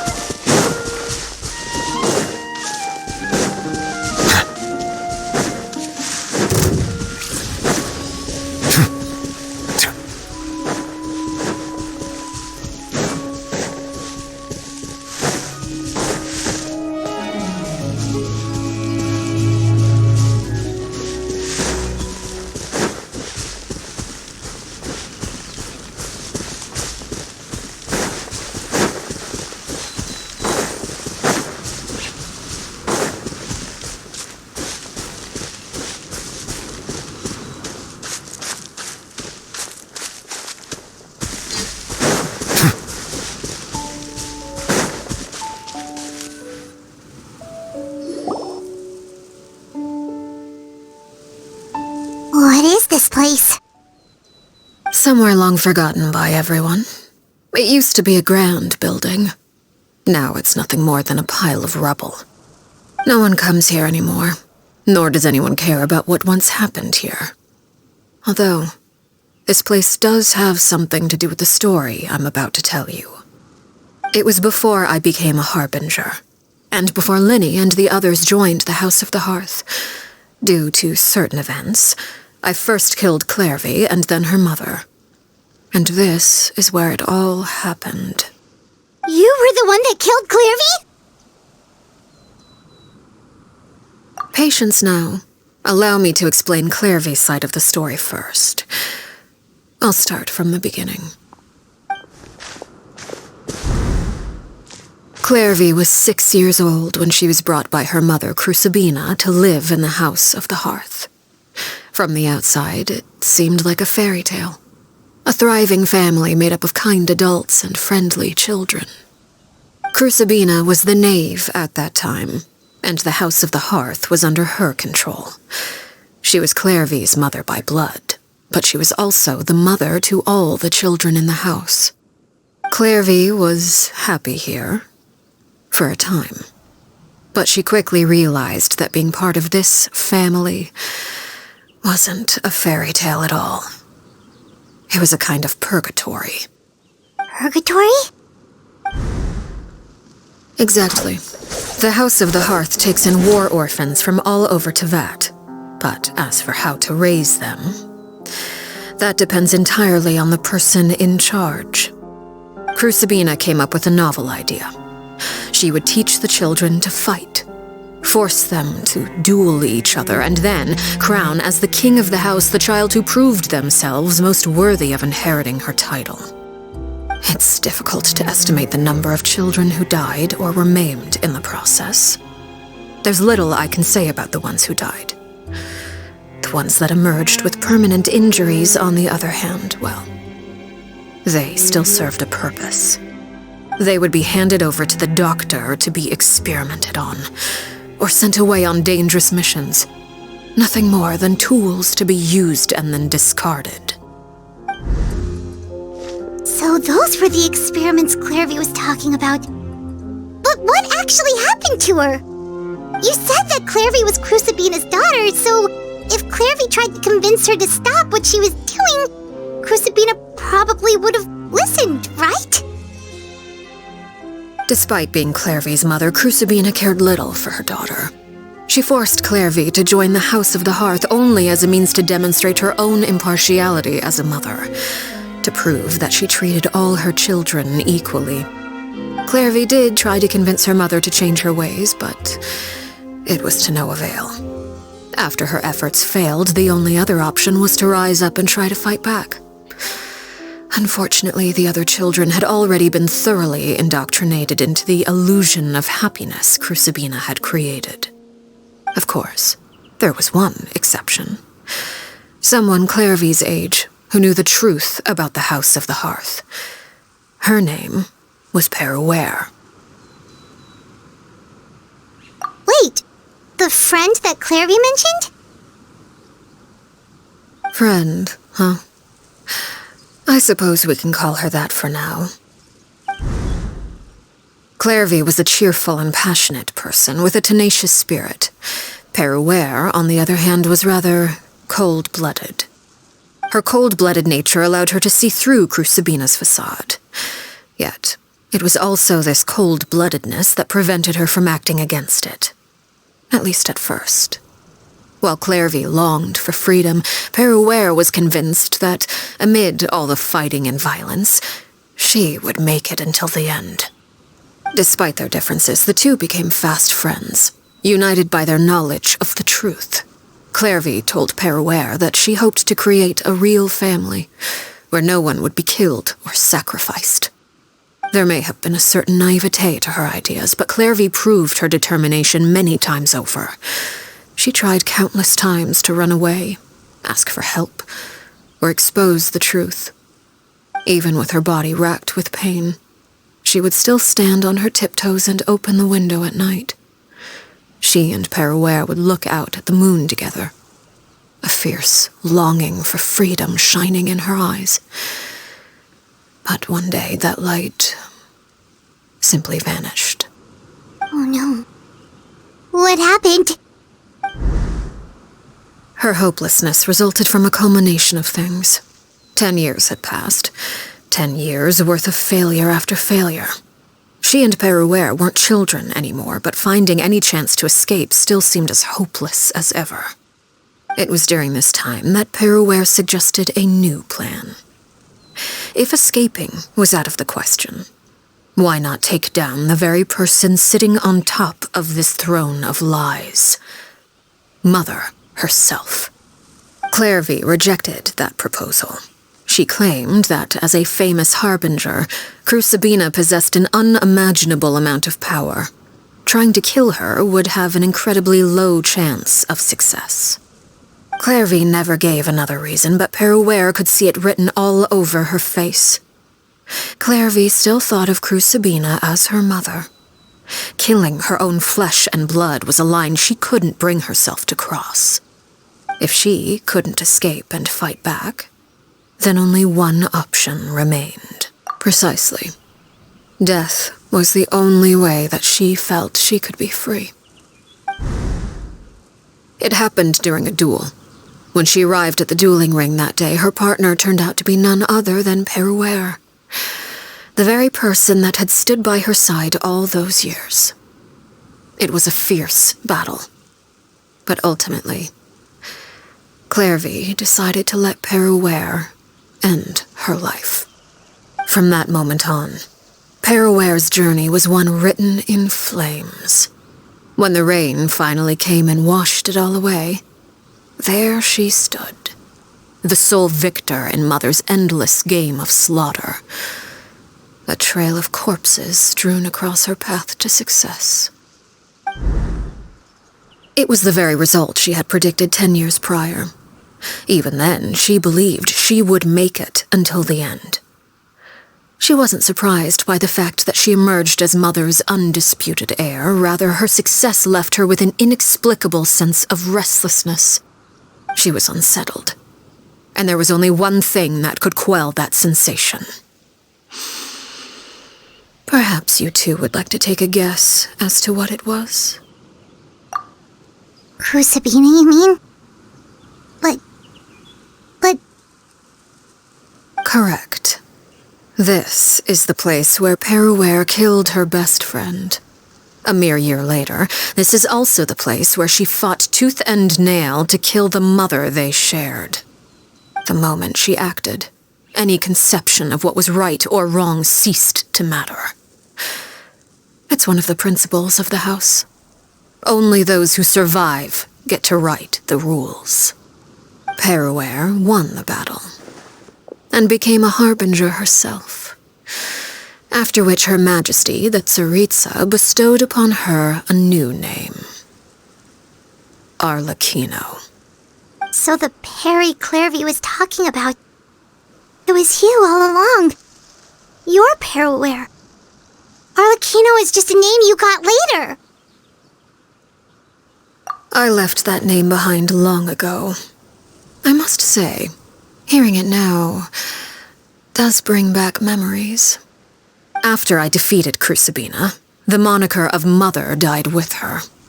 I chose to forego the title she called herself and even chose to give up my own name. I rebuilt the House of the Hearth under a new identity. Not only as Arlecchino, but as father. And that is where the story ends. Any more questions? Yeah. Based on what you just told us, Clairvy wasn't a little kid when she was killed. So the Clairvy we met... Was she really a spirit at all? I suppose you could call her an illusion born of flame. Her existence is like ashes to a fire. Something left over in the wake of blaze and ruin. You see, a certain power runs through my veins. It's not unlike a curse. My flames leave behind shadows of anything they consume. Of course, the chances of those shadows morphing into a sentient entity are exceedingly slim. Clairvy is a very special case. Clairvy died when she was 16 years old, but what emerged from the flames was her 6-year-old self. Her appearance wasn't the only thing affected. Most of her memories were lost to the blaze as well. Memory is a mysterious thing indeed. Losing a portion of your memories will alter your sense of self. Lose 10 years' worth, however, and it would be like living in the past. Like returning to a version of yourself that never grew up. No wonder Paimon got such a weird feeling when we were talking to her. Perhaps I should put it this way. Clairvy is someone trapped in time. It may seem like she exists with us. So if all of that is true, then you must have known about Clairvy for a long time. Indeed. She's a rather volatile and unstable entity. Sometimes she would look after the children. She's even saved some of their lives. But other times, she would hide from me and become obsessed with revealing the truth about the house to anyone who will listen. Shadows don't have the capacity to learn or grow. Any new information they encounter is quickly forgotten over time. Your attempts to expose Clairvy to sunlight, they failed, yes? The reason is actually quite simple. In Clairvy's mind, the house is impossible to escape, and it is this very... But no matter. All I have to do is kill her again, and all will be resolved. I don't anticipate so much as a single speck of ash will be left behind this time. Wait! Paimon can understand why you might want her gone, but isn't there another way? So what if she's trapped in her 6-year-old self? She's still your friend! At least talk to her first! It's too late for that. She broke the rules, and now she must be punished. That goes for Filial and Nantoy as well. She's had quite the effect on them. I hope you understand the difference between Crucibina and myself lies in our formulation of the rules, not our policy for enforcing them. Upholding the rules without question is a trait we both share, because that is how a household should be run. Is this really what you want to do? Whatever could you mean? Don't you want to say a proper goodbye at least?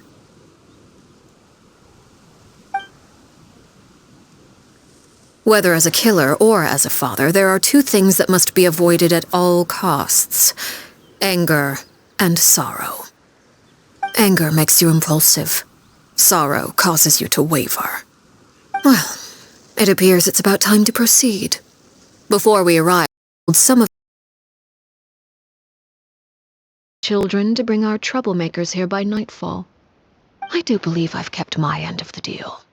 I gave your friends quite a bit more time. As for what happens now, we'll just have to wait and see.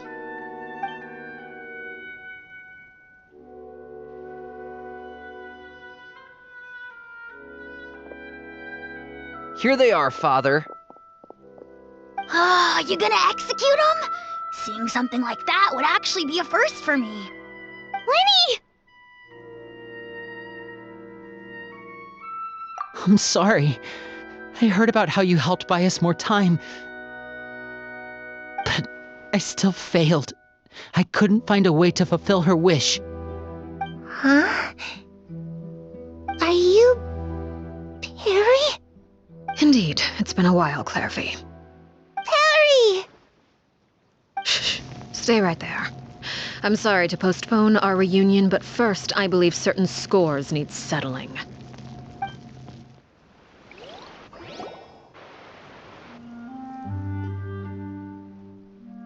Father, let me explain. Out of my way. Father! You chose to conceal a threat to the house, and for that, you must be punished. Overall, however, I suppose your wrongdoing is hardly the most egregious of the bunch, so I'll deal with your punishments later. As for right now, the more pressing concerns are the traitors among us. By traitors? Do you mean us? Father, let me explain. We didn't mean to... Fultz, why don't you share what you heard? Yes, Father. Secret Midnight Meeting number 3. Participants, Filial, Nantoy, Sato, Toddy. Nantoy clearly said, "If only Father wasn't the one who took us in." Sato added, "I'm sick of this life. I just want to live as a normal person." Filial was the worst of them all. She called us crazies and said a bunch of mean things about Father. I did not! You're lying! Fultz is trying to frame us. It's not like I'm the only one who heard those things. After that, you and Toddy and a bunch of other people started talking about Clairvy. You were using all those things Clairvy brought up as an excuse to question Father. We're birds locked in a cage. The only way out is to destroy it. That's what you said, wasn't it? You little... You just want me gone, don't you? What did I ever do to you, huh? And you, Sheplo, have you forgotten who stood by your sickbed, watched over you, and changed your dressings? Come on, let's hear it then. What's your reason for all this?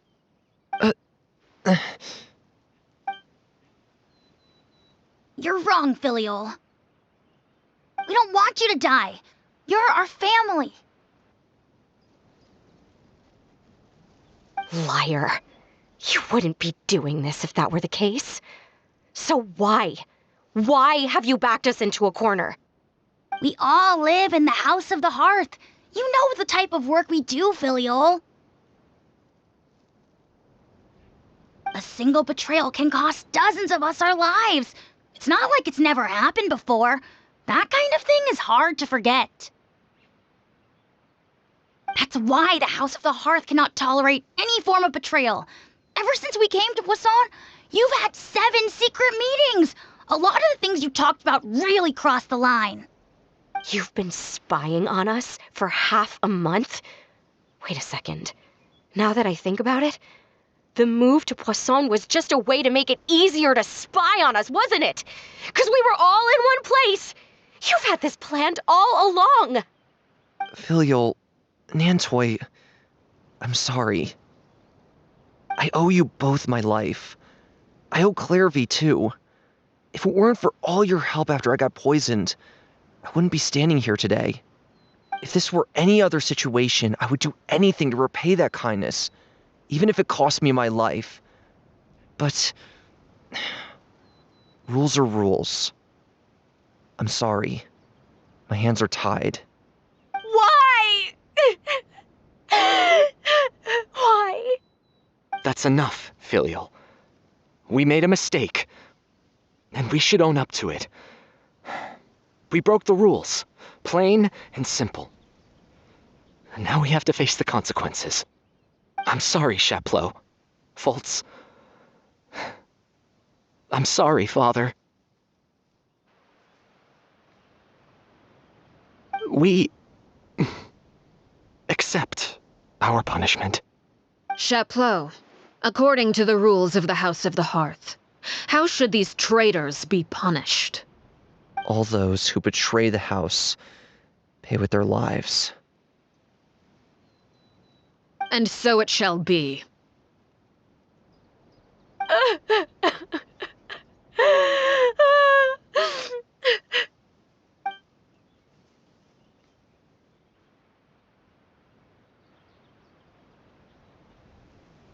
Father, please wait! Something you want to say, Linny? Please reconsider, Father. What Filial and the others did, does it really count as betrayal? We all come from broken families. From the very first day we joined the House of the Hearth, we wanted nothing more than to make it a real home. But the truth is, none of us know what a real home should look like. I'm not saying I have all the answers. All I know is this. Killing Filial and the others may uphold the rules, but doing so will only bring us further away from being a real family than we've ever been. So please, Father, please reconsider. I agree with Linny. Father, please. Linny, you...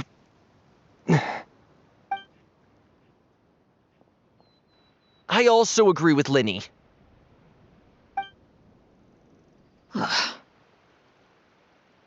An order once given cannot be rescinded.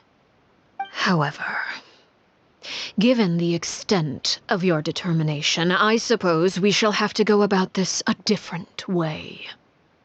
Draw your weapons and face me. Our weapons? Father, are you referring to a duel? Precisely. The rules of the house will not be altered. Traitors must be punished. However, resolving disputes with a duel is also one of our rules, one that also applies to me. Demonstrate a sufficient showing of strength, and I shall offer a concession. Wait. Beat Father in a duel? Impossible. Father is way too strong, even for Linny.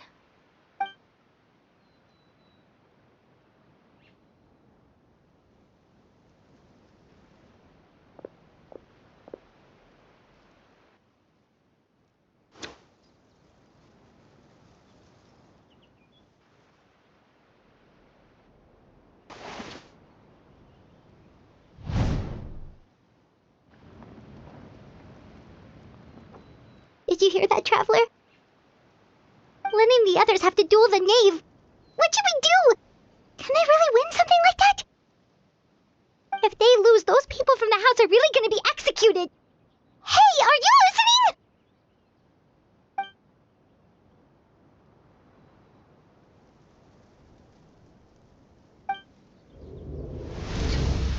Don't you want to say a proper goodbye at least? Anger makes you impulsive. Sorrow causes you to waver.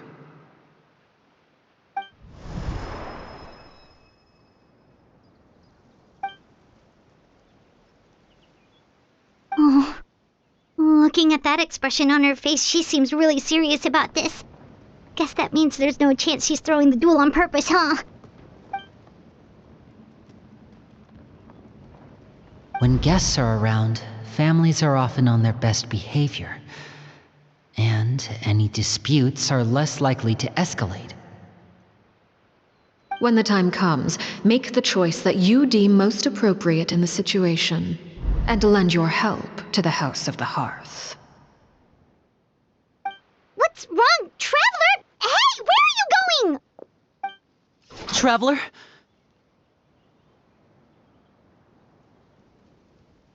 You're asking to join the duel against the knave? I'll allow it. We do have a ready-made dueling ring at our disposal, after all. All I would advise is this. Keep a firm grasp on your weapon, and give it your all. Any less, and you may just lose your life.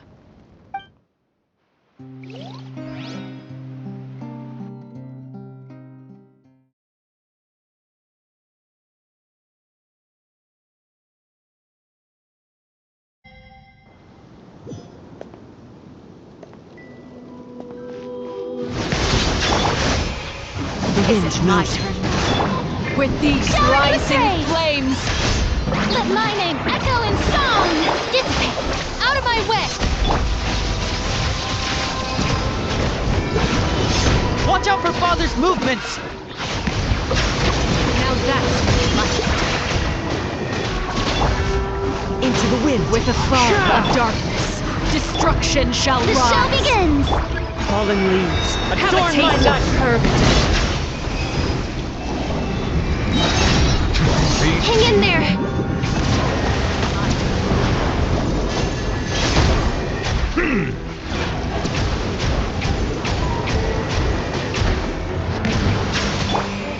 The wind knows me. Look, trapped like a bunch of helpless animals. Getting here! Not bad. You've proven to be a worthy opponent after all.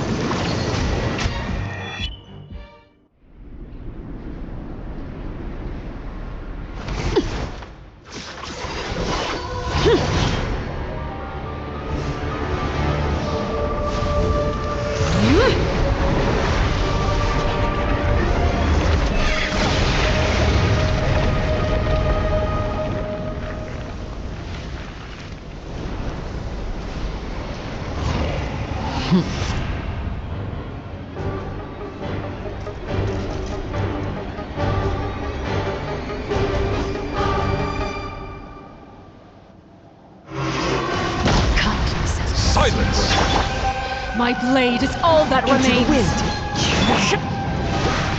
Our bond is strong! Time to shine! Now's our chance! Over here!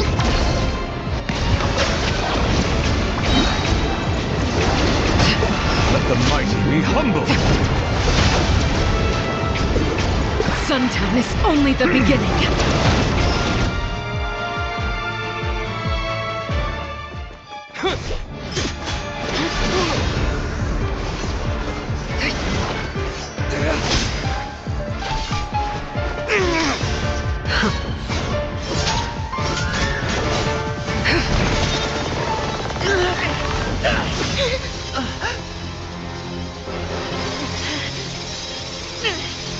You should know better than to crowd in one place.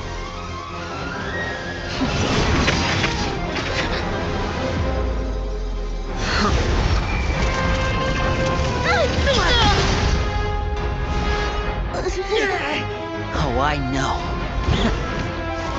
No! I'm sorry, Father!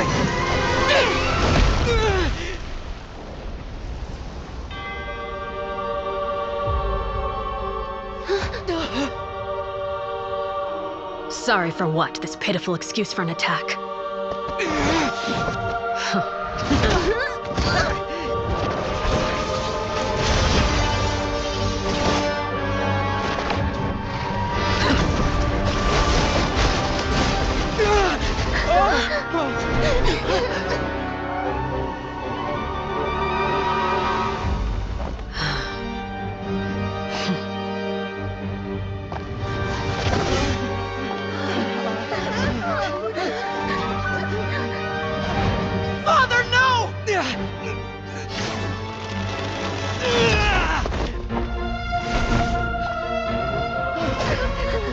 Made it out, did you?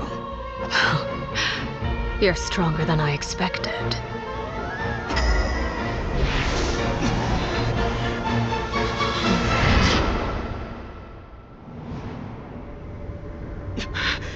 A crimson moon? I can't move.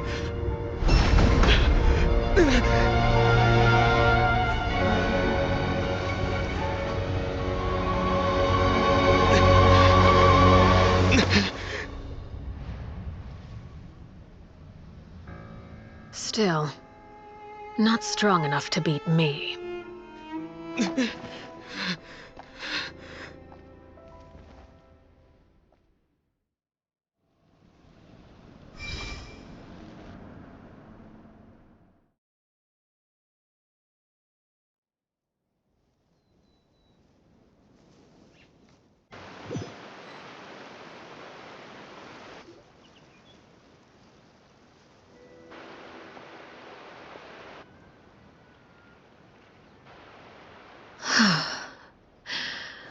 I believe we can end things here.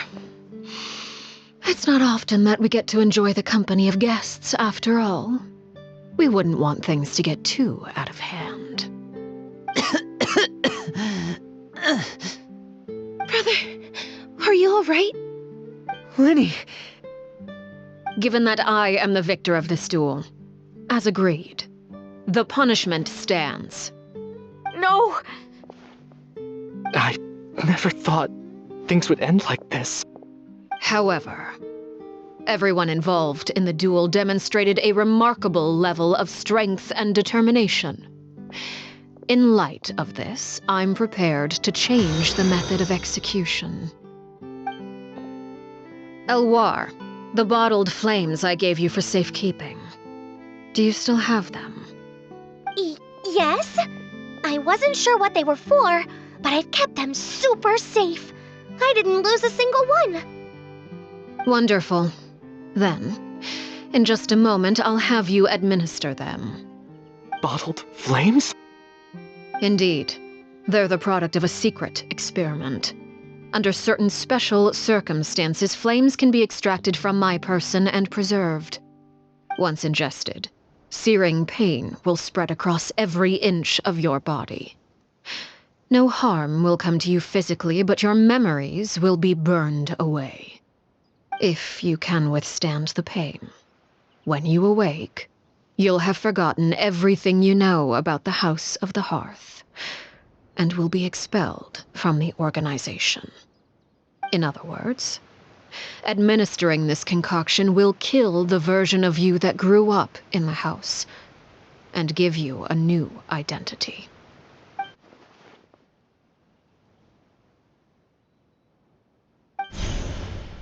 Memory is a mysterious thing indeed. Losing a portion of your memories will alter your sense of self.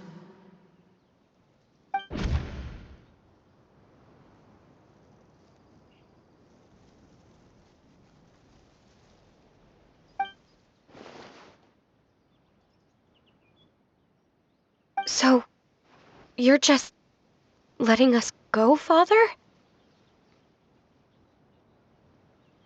You misunderstand. Memories are extremely important. Once consumed by flame, the version of you standing before me will die, and our secrets will die with you.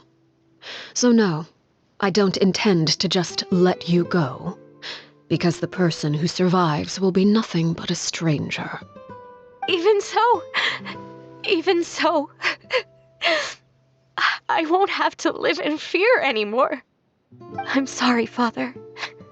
I'm sorry I let you down, but I really... Don't cry, Filial. You haven't left the house yet, so there are still rules to be followed, yes. Remember what I taught you. Anger makes you impulsive, sorrow causes you to waver. Don't let yourself be controlled by your emotions. Of course. I'll remember. Dry your tears, and go pursue the life you really want. Yes, Father. Chaplot, Foltz, Elwar, take them back to Poisson. And bring Lenny and the others as well. I prepared 3 extra vials of bottled flames. As for whether to take them, the choice is yours. Goodbye, children. The next time we meet, I will no longer be your father. Thank you for all you've done for the house. I hope you have bright futures ahead of you.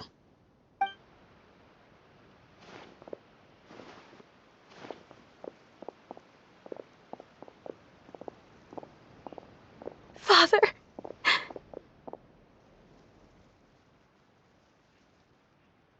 Let's go.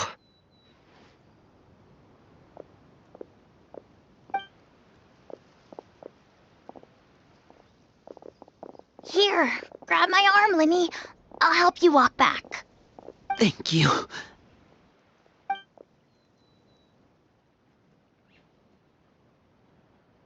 Clairvy.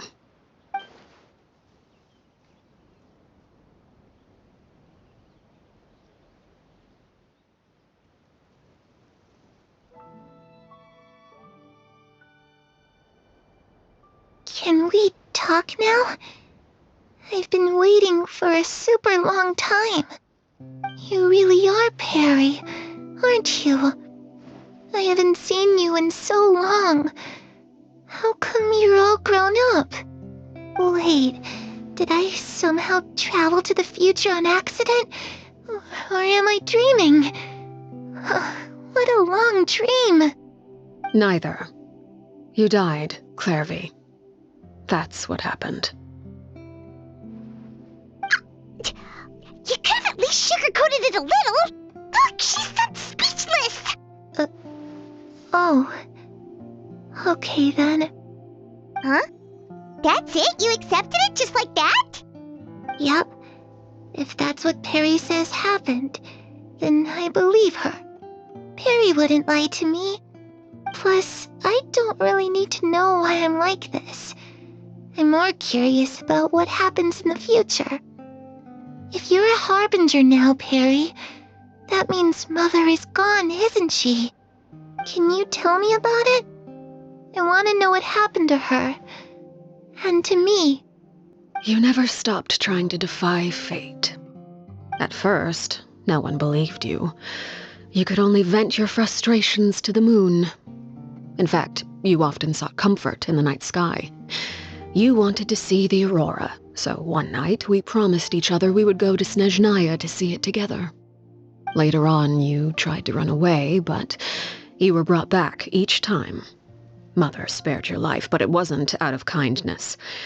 Instead, she decided to make an example of you by slowly torturing you over time. That way, the other children would know what happens to traitors. Still, you never gave up. Mother hoped that through ruthless duel after ruthless duel, she would be able to crown an ultimate victor among the children she raised. But you called on everyone to unite, to fight to a draw in order to reduce casualties. Your efforts may have only delayed the inevitable, but still. You gave them hope. You tried everything you could think of, but every attempt ended in failure. Still, you never turned your sword on Crucibina, and you never turned it on me. On that gloomy day, you told me, "For the last 16 years of my life, I've done everything I can to fight for freedom. But now, I realize that the only freedom I truly possess is the freedom to choose to die." I never imagined I would say something like that. I must have been feeling really worn down. But somehow, I still think I understand. According to Mother's plan, only one of us was going to make it until the end. And I always hoped that person would be you. If I could do it all over again, I still don't think I would make a different choice. Even when I first met you, I knew you'd be able to do what I couldn't. Is that so? Even now, I'm not sure I truly understand what kind of freedom you were trying to pursue.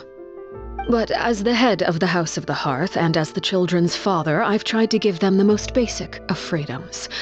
The freedom to choose their own fate. It's something I discussed with the Iudex of Fontaine, The children who want to leave the house will have their memories wiped clean of all secrets pertaining to the organization. In return, they will be allowed to live a normal life in Fontaine without being prosecuted for their past. Of course, I won't simply hand freedom to them on a silver platter.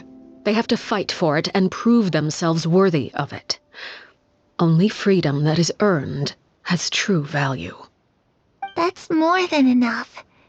That's exactly the kind of life I was fighting for. You know, Perry, I think you're a pretty amazing king, and a really great father, too. I'm really happy that you're the one who took over the house. I guess I do have one regret, though. I still haven't seen the outside world. Well, it just so happens that our dear guests over here have been to many nations and traveled to countless places. Perhaps they would be willing to tell you what the outside world is like. Really? Of course! We've traveled all over the place. We've got so many stories, we could probably talk your ears off for 3 days straight.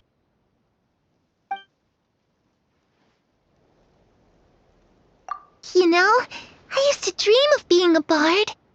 Playing the lute while singing into the winds of freedom. Even if there was no one there to listen. That's where Mora comes from. I never knew that before. If I had some Mora, I would buy 3 new dresses. One for me, one for Perry, and one for Mother. It's just too bad Perry doesn't like wearing dresses. And Mother, well, she probably wouldn't accept something like that either. I guess I'd just have to keep them all for me then. I could wear a different one every day.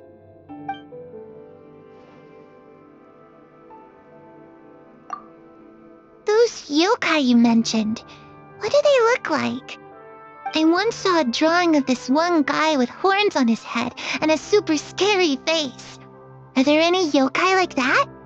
Oh, sounds like you're talking about an Oni. Yep, we've met one, and let Paimon tell you, they're not nearly as scary as they look. I was always too afraid to skip Mother's fighting lessons. But at the academia, I bet you could do all sorts of secret things in class. Things that have nothing to do with studying. I'm just kidding. Being able to study whatever you want without having to fear for your life actually sounds pretty great.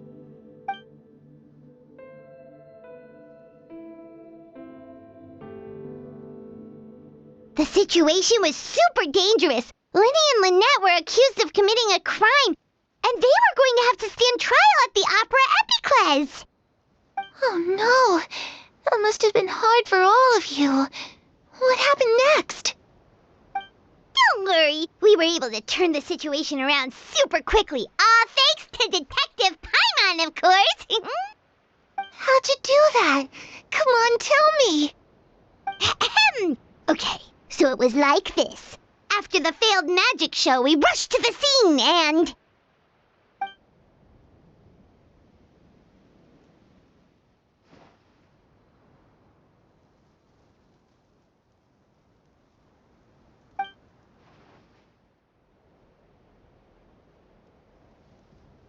Shadows don't have the capacity to learn or grow.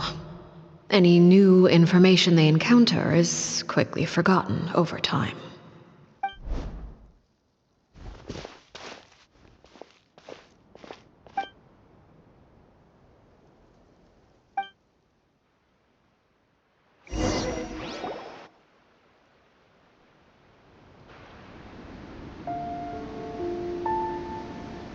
Clairvy, you've worked tirelessly from the shadows to overthrow the House of the Hearth. Now, by my authority as the Knave, I shall announce how this matter ends. You are hereby expelled from the House of the Hearth. You are no longer tied to this place, nor are you bound by its rules. You're saying that I can finally leave? I get to experience the outside world as well? Oh, I almost forgot. There's no getting older for me.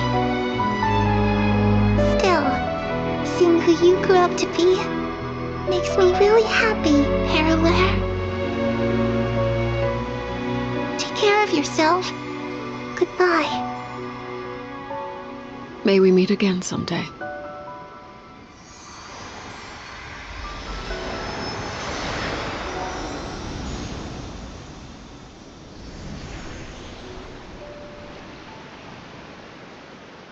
Clairvy. She left so soon. Paimon didn't even get to finish her story. I also have certain sentiments left unsaid. I wanted to tell her that the aurora I saw in Snezhnaya was just as beautiful as the ones in the pictures. But a shadow's memories reset at dawn. Had we delayed any longer, we wouldn't have had the time to say goodbye. Whatever regrets may linger, let them be lost to the coming of a new day. Father? It's Linny! Hey, Linny!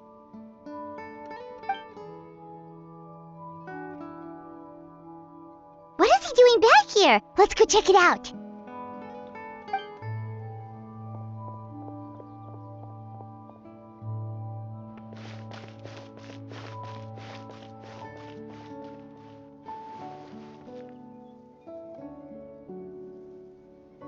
Father, the bottled flames have been administered.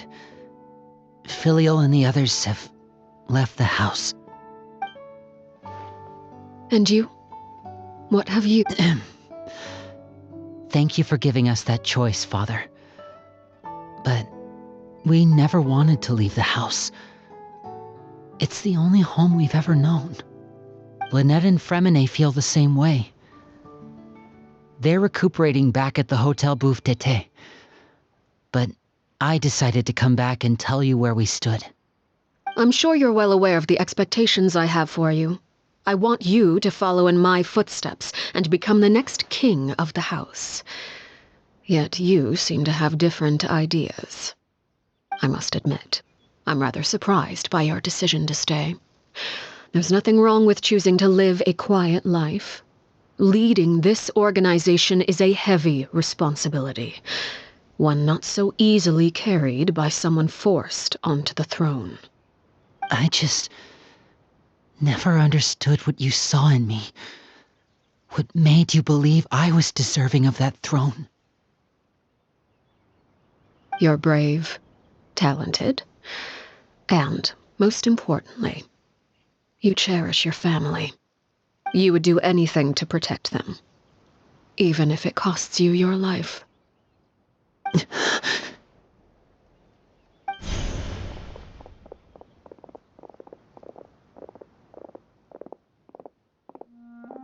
Speaking up back there was so brave of you, Linny. It's all thanks to you that we were able to convince Father to back down. You're a hero, Linny. Hero? Father is the real hero. Had Father gone all out during the duel, there's no way I would have walked away with my life. She must have had it all planned from the beginning, from the very moment she suggested a duel. I'm not deserving of that title. I'm not strong enough or smart enough. You're wrong. In my opinion, all you need to be deserving of the throne is conviction and the necessary strength to act on it. We may have different ideas of what it means to be a family, but you can hardly be said to lack conviction. What you truly lack is strength. For someone of your talent, though, that's something that will come with time. Even without that strength, you still chose to face me in a duel, even though the odds were stacked against you. That capacity to honor your convictions is what I truly see in you. Father. No one knows what the future holds, what tragedy or triumph may be in store. Being at the head of this organization requires the strength of will to face whatever comes.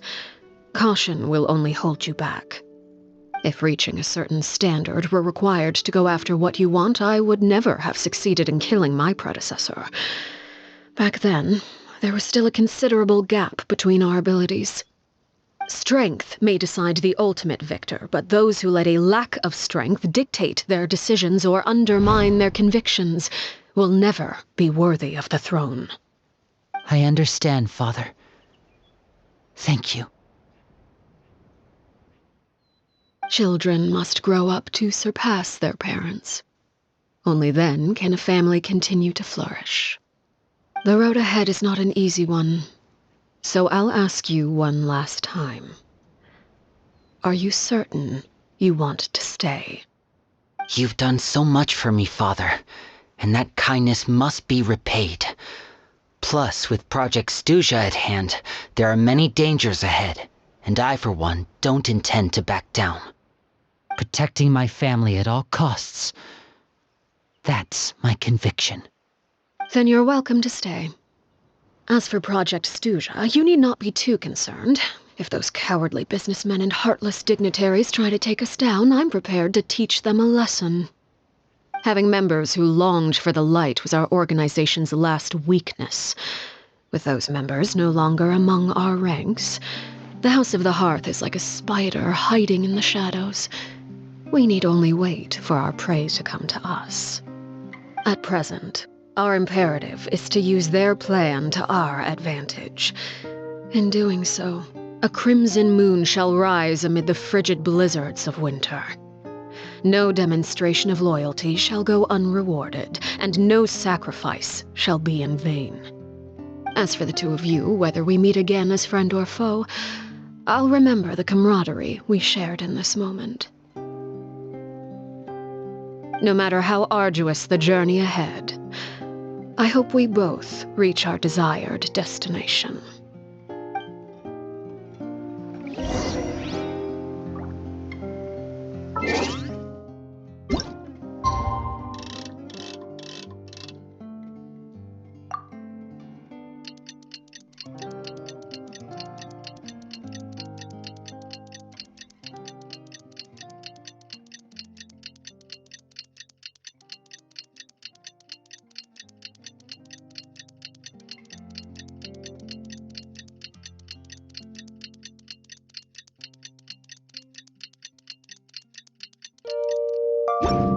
Water comes in many flavors. Didn't Linny say that Lynette and Fremine were recovering at the Hotel Bouffe d'été? Oh, Paimon wonders how they're doing. Maybe we should go check on them. Unlike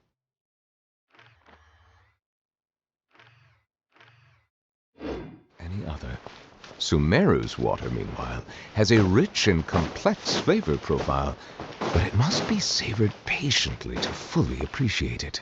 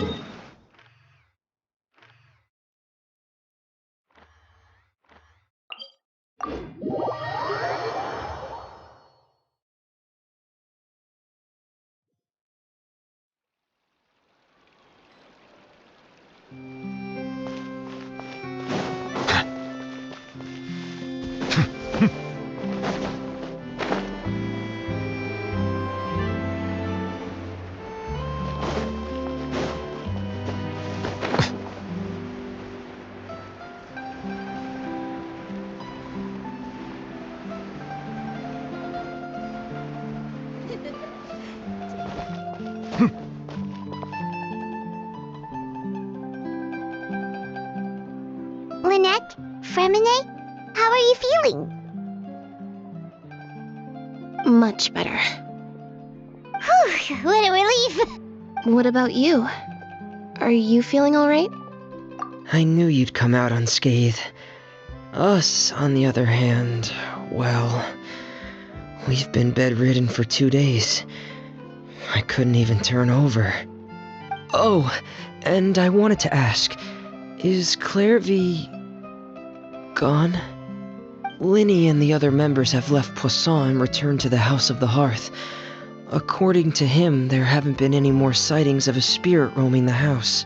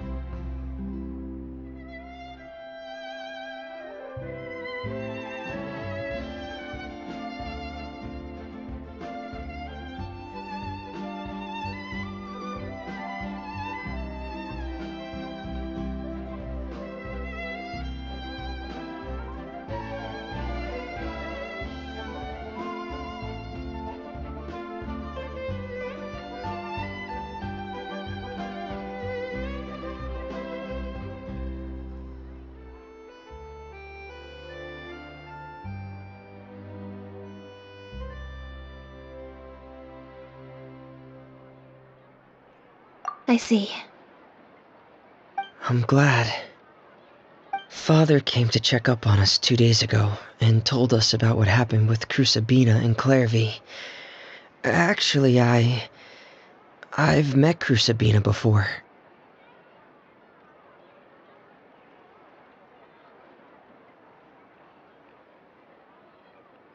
Wait, what?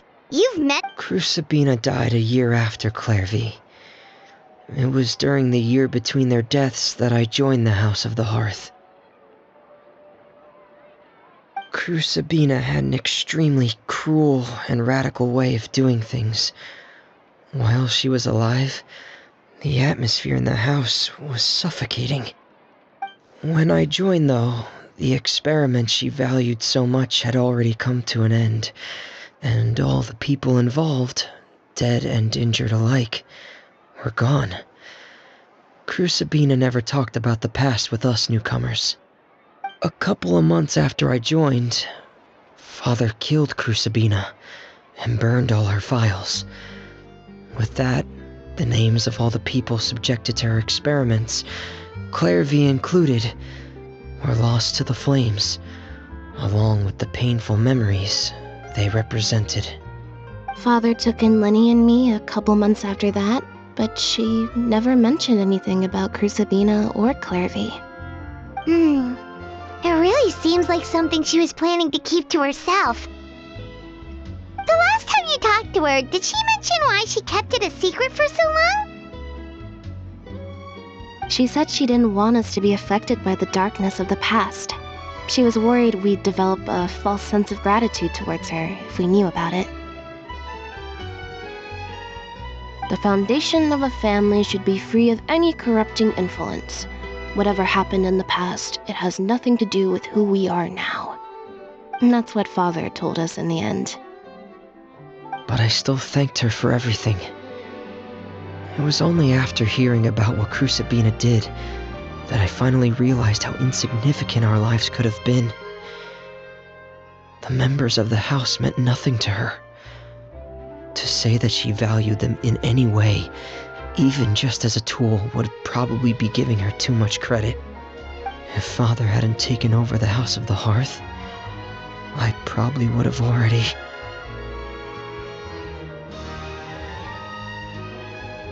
Father rarely brings up the fact that she saved us. She doesn't believe that being indebted to her should be what ties us together. But even if we didn't owe her anything, we would still choose to stay. Because this is our home. We may have arguments or times when we feel wronged. Some people may even choose to leave. But as long as Father is here, we will always have a home. Whether the path before us is bathed in sunlight or shrouded in shadow, we'll follow Father wherever she chooses to go. So I wanted to say thank you for helping us make it through this crisis. Without your help, we could have lost a lot more along the way. anything, really. Of course. You're welcome anytime. Are Filial and Nantoy okay? I actually saw them at a cafe this morning. They didn't recognize me.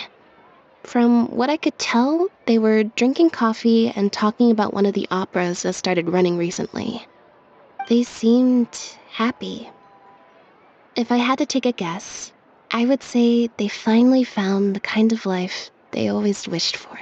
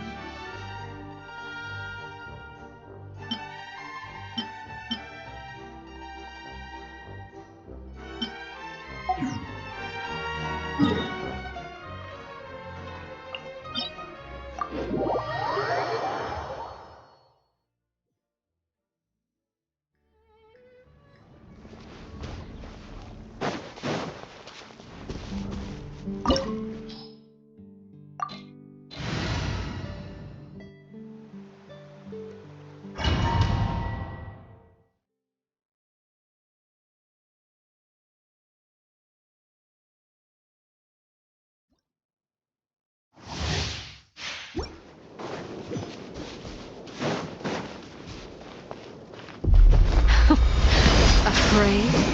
Or do you not even have the courage to be afraid?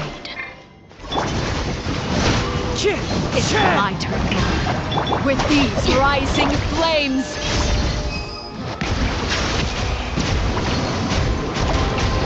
Now that's more like it. One with nature.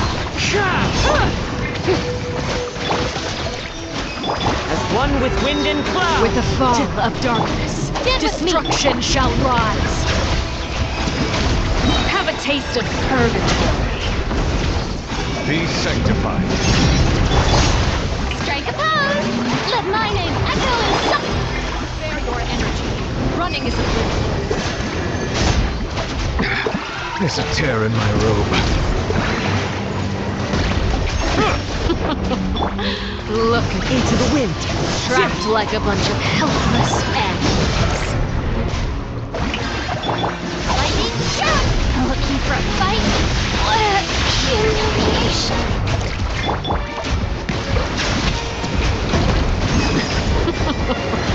Look at me, trapped like a bunch of helpless.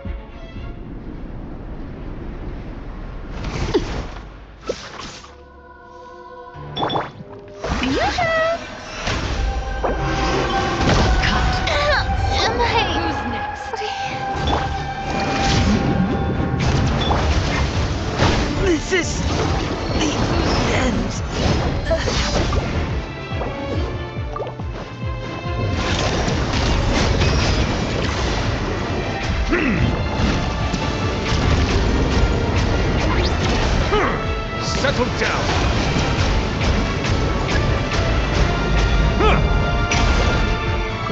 see how strong your resolve truly is.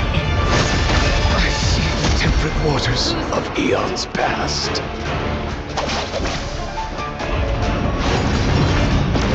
The sun and moon have set. Only you remains. Oh, sorry for the trouble.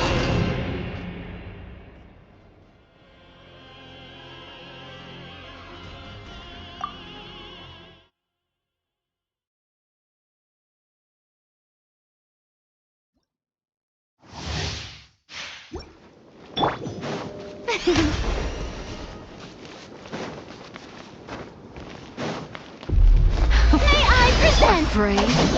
No, or do you not even have the courage to be afraid? One with nature. Is it my turn now?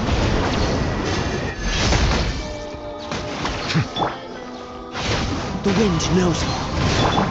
Our bond is strong. Closer now. Now that's more like it.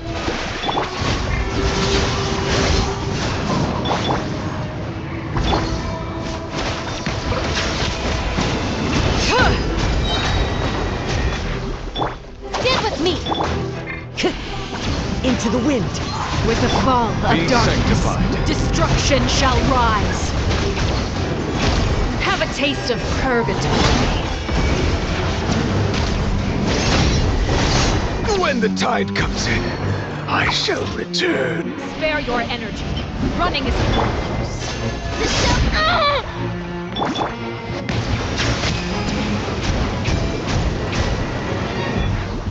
Clouds Closer high. now. The birds call. One with nature. Settle The down. countdown. Let the world collide! Like a fly tangled in a web. Into the wind.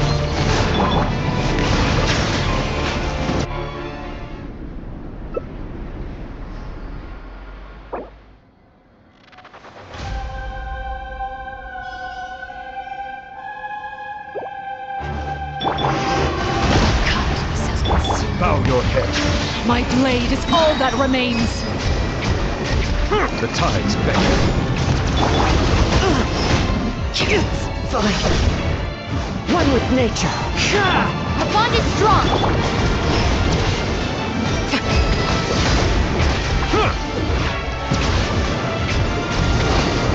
Sundown is only the beginning.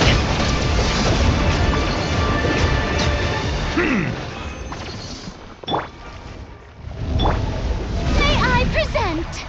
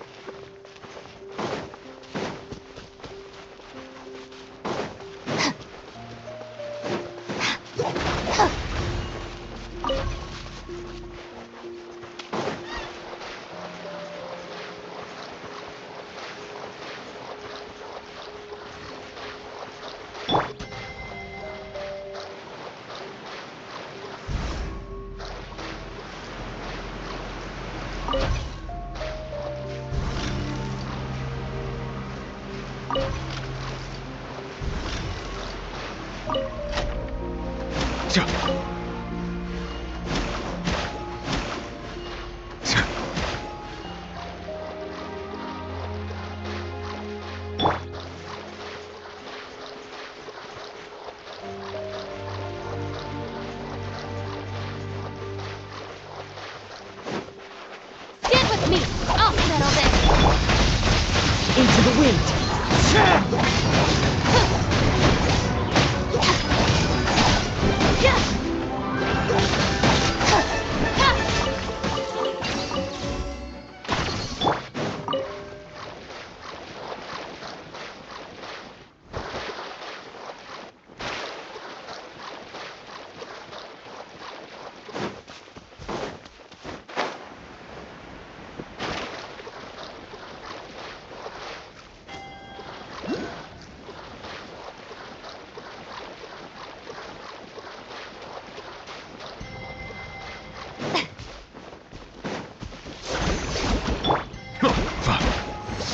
Found your head.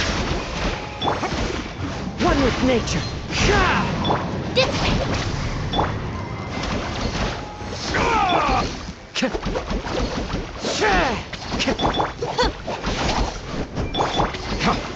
Settle down.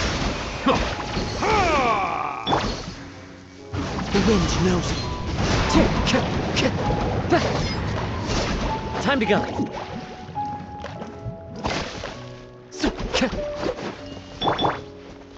Our bond is strong! Silence! Fallen leaves, adorn my night! Into the wind!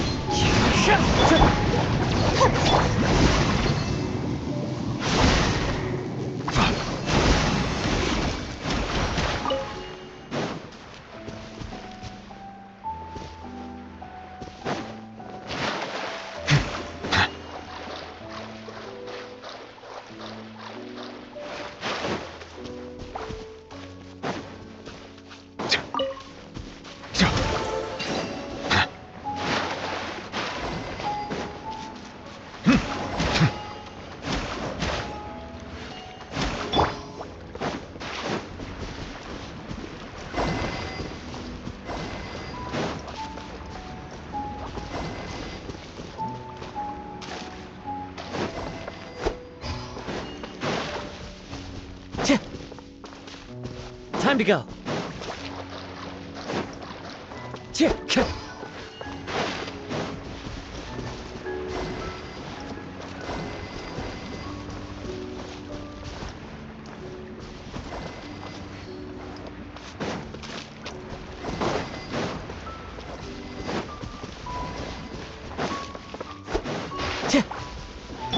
Settle down.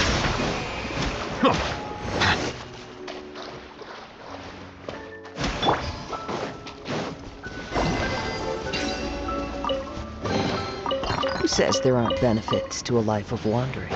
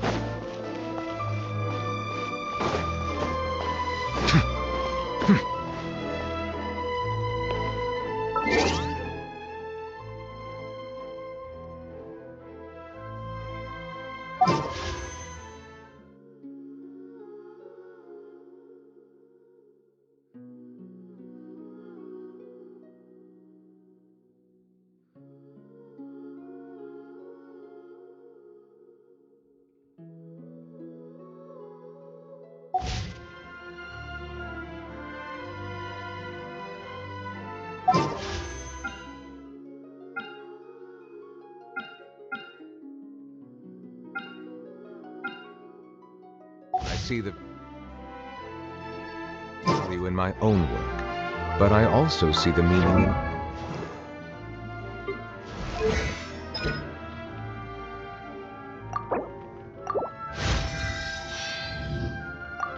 in all the endeavors of the people.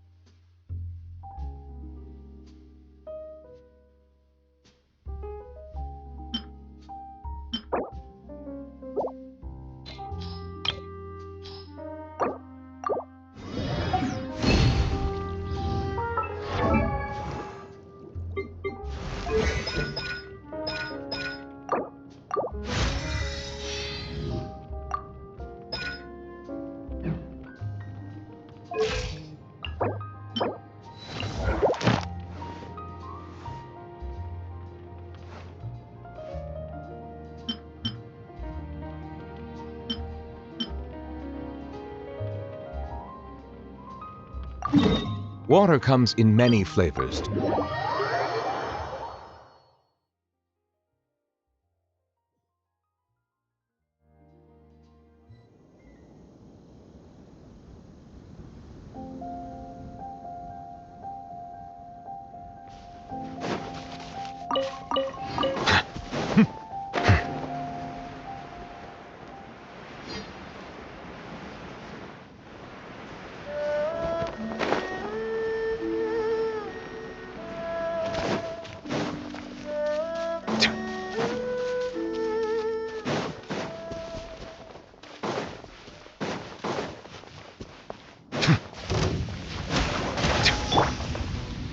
One with nature.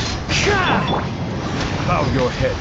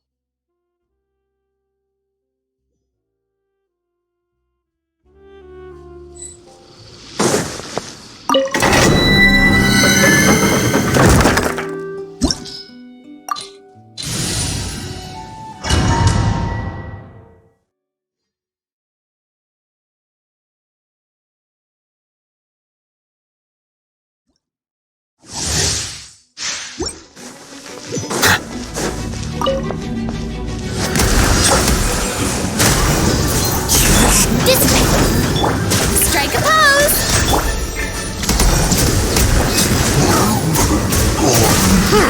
Let the mighty be humbled!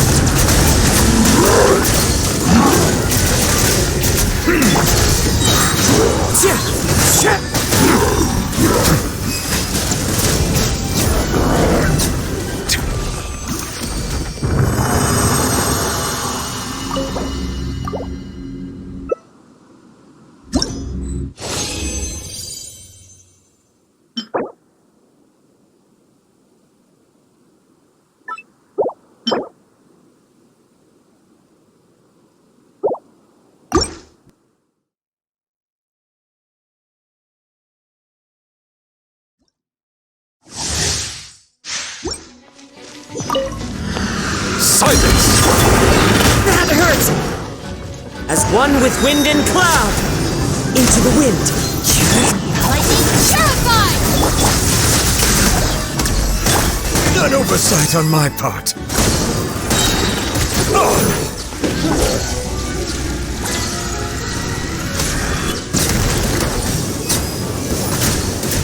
Be sanctified.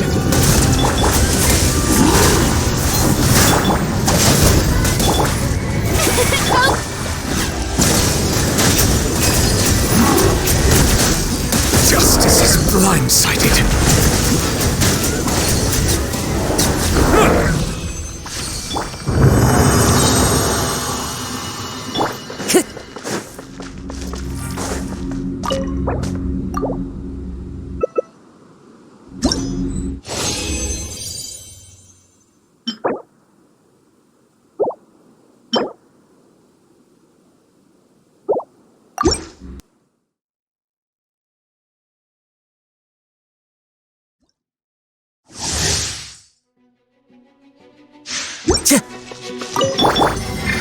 Settle down!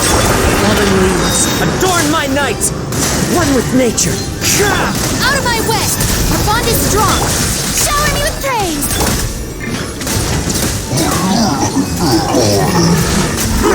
Let the mighty be humbled!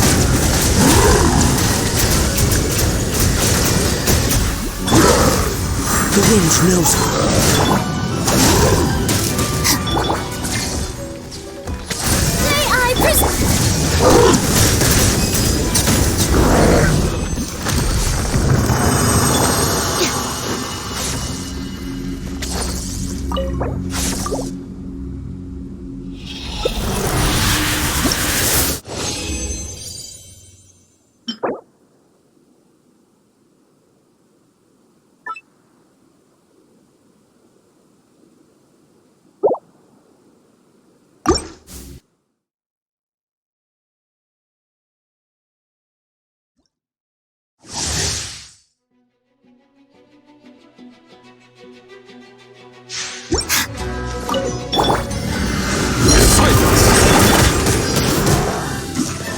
As one with wind and cloud!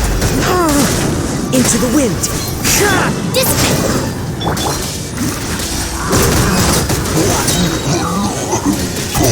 Be sanctified. One with nature! I'll settle this!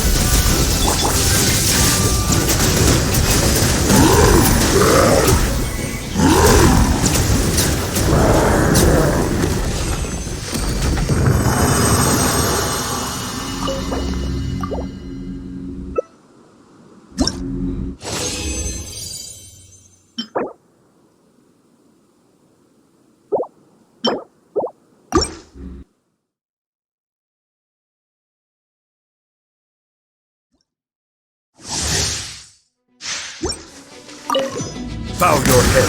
Clouds high, the birds call! Into the wind! Stand with me!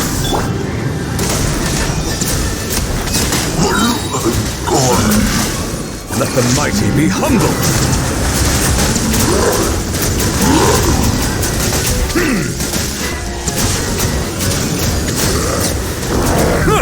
Settle down!